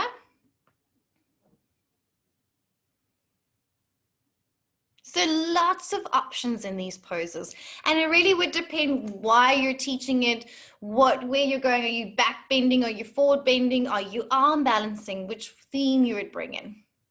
Go back onto your hands for a moment and then squeeze your right knee up against your right shoulder. I would emphasize the squeezing of the knee into the upper arm, like I'm going to do tomorrow if we're doing arm balances. So you know where to place your knee to move into balances on your hands. Step back, down dog. To the other side for lizard pose, left foot steps to the outside of the left hand. And then back leg straight or bent, try both. You can stay on your hands or lower down into your elbows. Good. You could take a twist by twisting your left arm up towards the ceiling. You could take a quad stretch holding the back foot. You could allow that left knee to drop out to the side for more groin and inner thigh stretch. Lots of stuff to play with here. Good, and then you could come back to your hands and then squeeze your left knee up against your left shoulder. As if we were going to do an arm balance, I would most definitely teach this. And then when you're ready, you can step back into downward facing dog.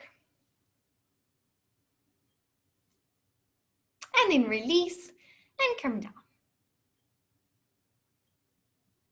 Okay, that is your lizard and your low lunge. Any questions with those?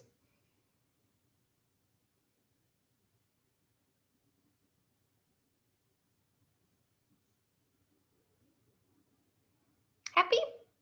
A little bit more straightforward than the intense ones, which I'm glad we did earlier in the day. Alrighty, no questions, and then I'm going to move ahead onto our next pose, which is on page 57, so flipping ahead again. I really like this pose. It's not often taught. Fiona, do you have a question? So it's maybe not so much a question, just thinking through like when we get to building our classes and the balance between, like you said, you can put your knee on the ground or you can keep your legs straight, the balance between building strength versus stretch. Like my personal interest is very much more like towards the strength and how yoga supports other sports. But just trying to understand a bit how you create that balance, or is that something that you're going to go to? You're going to definitely talk loads about that, Fiona, but also sometimes depends on your pose. Like if you were teaching a huge flexibility-based pose like splits, we'd say emphasize the flexibility component. If you were teaching an arm balance where you're in splits balancing on your arms, we're going to go teach the strength component of that pose. So I think different peak poses will also bring in different themes and kind of answer your question just based on what you're doing it for. Okay, cool. And then generally speaking, I think a nice balance of strength and flexibility is good. And depends who you're teaching as well. If it's like beginners for the first time, we don't want to kill them. We want them to have a good experience. If you're teaching super advanced people, you want to go. So that question is always going to be a flexible one. Okay, cool. Thanks. Yeah, but we'll all be answered when you get to sequencing. It's really fun. Okay, are we all good? So our next pose on page 57 is Parigasana. In English, we call it gate pose. Okay. I don't know if you've done this pose before. It's not often taught. I think it's a really lovely pose. It's kind of a kneeling version of our triangle pose we were doing today, with a little bit of an extra stretch of the side angle arm. So I often teach this pose to beginners if I'm teaching them standing poses for the first time, like if they haven't done a warrior two before or a triangle pose. I can talk about the external rotation and natural hip component in a kneeling position where there's less kind of strain on quads getting tired, legs getting tired, balance. You can talk all about that kind of stuff kneeling, which is quite nice. Okay, so I'm going to show you this pose in a few different ways. So to flow into it, which is often a thing, you could come from all fours, take one leg out to the side and pop up to kneeling. You could also have one leg back, place the foot, and then turn to the side. So you can flow this pose. I think it's often not put in there because people don't know how to weave it in, but it goes in nicely. Okay, so when I'm here, I want my bottom leg to be vertical, pretty much upright. And my other leg, my heel, is in line with my knee. So just when we were standing, our feet were fairly in line with each other. It's the same here. Sometimes if I'm teaching Warrior 2, I'll teach it with the knee bent. And I can talk about how we open and externally rotate the bent knee. And we can have a look at the natural hips. We can talk about our shoulders, and we're kind of doing a kneeling Warrior 2, right? So think about poses and shapes that would work well putting together a sequence towards a peak pose. You could even do a side angle pose here. So I think it's very cool. Even though the full pose now is with a straight leg. So we'll do it like this in your assessment. Arms out to the side. Again, you can do a nice reach like you do in triangle. Bring the hand onto the shin. And again, circling the arm often feels more comfortable than coming from here. But you'll just have to check that whatever feels good for your shoulders, okay? And then if I'm teaching triangle, maybe I want that arm straight up, just for fun. But otherwise, this pose is a lovely side bend with the chest turned to the side. A little bit of length in the bottom waist, so I can talk about all those triangle actions with a nice side stretch, okay? So that is your gate pose. It's also really fun to transition. If I'm teaching half moon pose, this is often the sequence I would teach, and then I can do a kneeling half moon pose. If I'm doing something half moon and holding my back foot, I could do it in a kneeling position. So it's quite a cool place to play with different shapes and movements. It might not be a classical yoga pose, but it might teach the action and the shape that you want for your class. And it's cool to be creative. Should we give it a go? Come into all fours, and then we'll just extend one leg back, whichever leg is closest to your screen, so you can face me if you want. And with that leg behind you, you'll swivel on your knee and shin. Make sure you've got padding and that's not too sore. To pop up to a kneeling position. Okay, your leg that is extended out to the side. Either your foot is flexed or your toes are pointing down to the ground. But we want to keep this leg externally rotated. So don't turn your toes forwards. Either toes up to the ceiling or toes pointing down. Okay, your bottom leg is straight, nice and vertical. Arms are out to the side. Take a nice reach to the extended leg. Hand to the shin. And then you can do the sweep if you like it to bring that arm in line with your ear. And like side angle pose, twist your chest open and lean the shoulders back, so your shoulders should be over your bottom thigh, just as in the previous poses with external rotation. Nice. And then you can pop back up and you can wimble your arms back to the front of the mat and swap legs. Good. And then you want to feel that on the other side.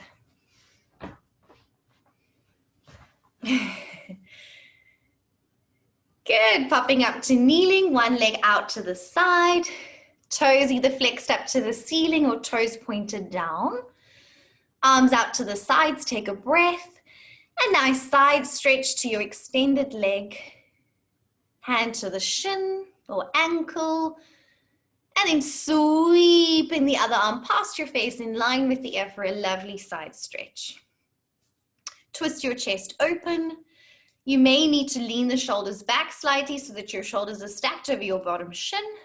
And this is your Parigasana gate pose. While you're there, you can pop back up and then place your arm out to the side, and you can do that kneeling half moon pose version just for fun if you want.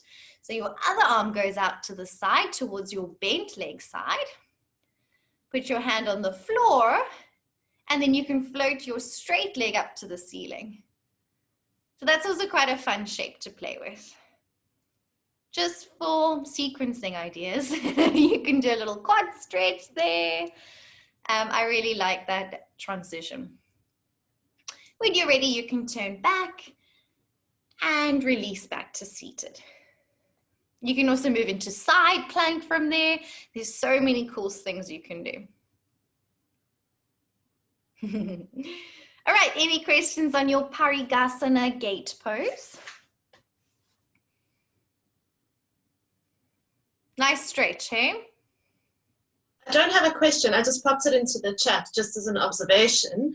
But I've done a lot of pre and postnatal yoga, obviously, like having babies for the past couple of years, and they do a lot because it doesn't mean. I mean, it means that you can maintain your balance and you're not going to fall over. And when you're pregnant, you have no balance and your weight's all like weird.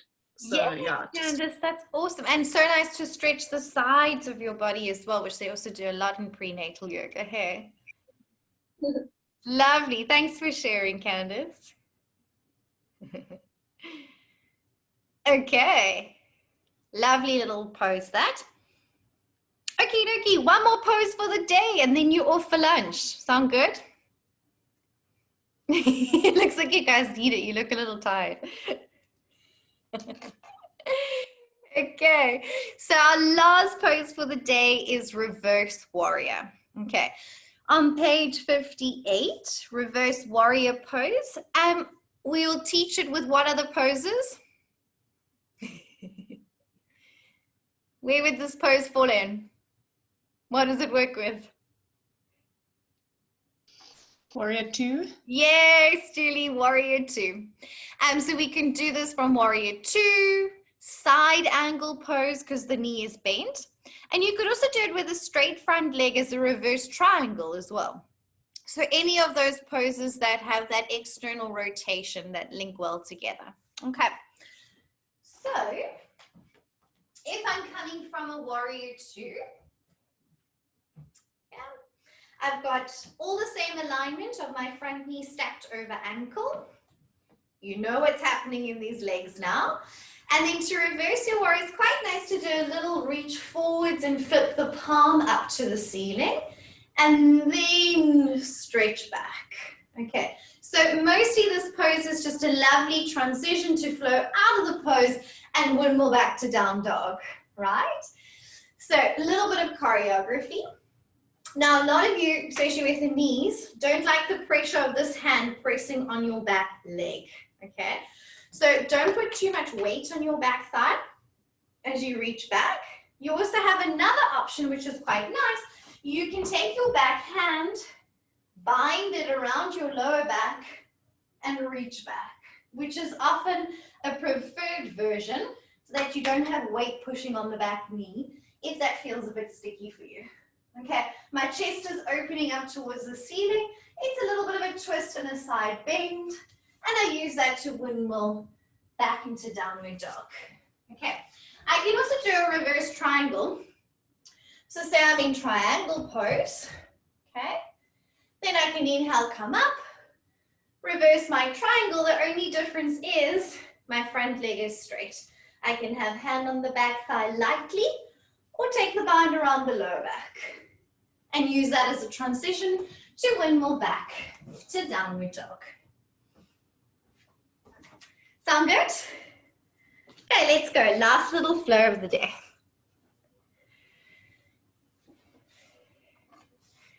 Let's come from plank into downward facing dog.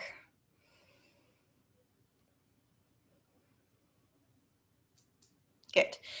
Stepping your right foot forwards between your hands, come up into a high lunge. Inhale, arms up, high lunge. And then ground your back heel and open to the side for warrior 2. Check your feet. Is your knee stacked over ankle or your shoulders stacked over your hips? Are your arms evenly out to the side? Move into side angle pose. Marlene, don't do that weird thing with your hip. I saw that. And then bring either your elbow to your thigh or your fingertips to the floor and sweep your top arm over your ear for extended side angle pose. Good. Side angle, Fiona. So you're going to be right hand down. Yes, keep the bend in that front knee. Now inhale, come up and reverse your warrior. So keep the bend in your front knee. Sweep the arms back. Either bind around your lower back or backhand is lightly resting on your back leg. Try both. And then windmill your arms to move back into downward facing dog. Feels quite nice to come out of those poses. Beautiful. On the other side, we take the left leg up, three-legged dog, and step forwards for high lunge. Reach up through the sides of the body, back leg straight if you can, Stefan. Yes. Then open out into warrior two, ground the back heel. Arms out to the side, shoulders stacked over hips. Show me that nice 90-degree angle in your front leg. Good. Moving to side angle pose, either elbow on the thigh or fingertips to the ground, and sweep the top arm down and then over the ear. And Amy, bring that arm over in line with your ear with your palm facing the floor. Yes. When you're ready, inhale, come up to reverse your warrior and sweep back. Version of your choice, either with the bind or arm extending down along the back leg. Keep the lunge in your front leg.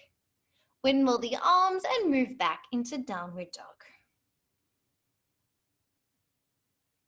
Lower down into a child's pose and start to allow your body to relax. Rest your arms, rest your shoulders. Just allow your back to relax and all that information that you learned today just to settle in.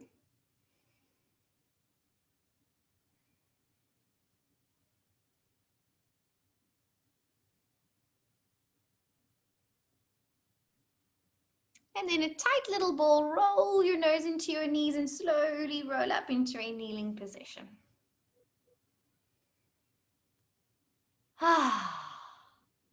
Any last questions to close our session for this afternoon?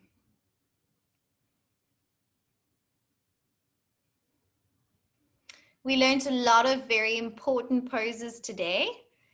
So we will recap them, but please go through them during the week because I'm going to move on to some balancing poses tomorrow and some twists. You guys are doing great. Any last questions?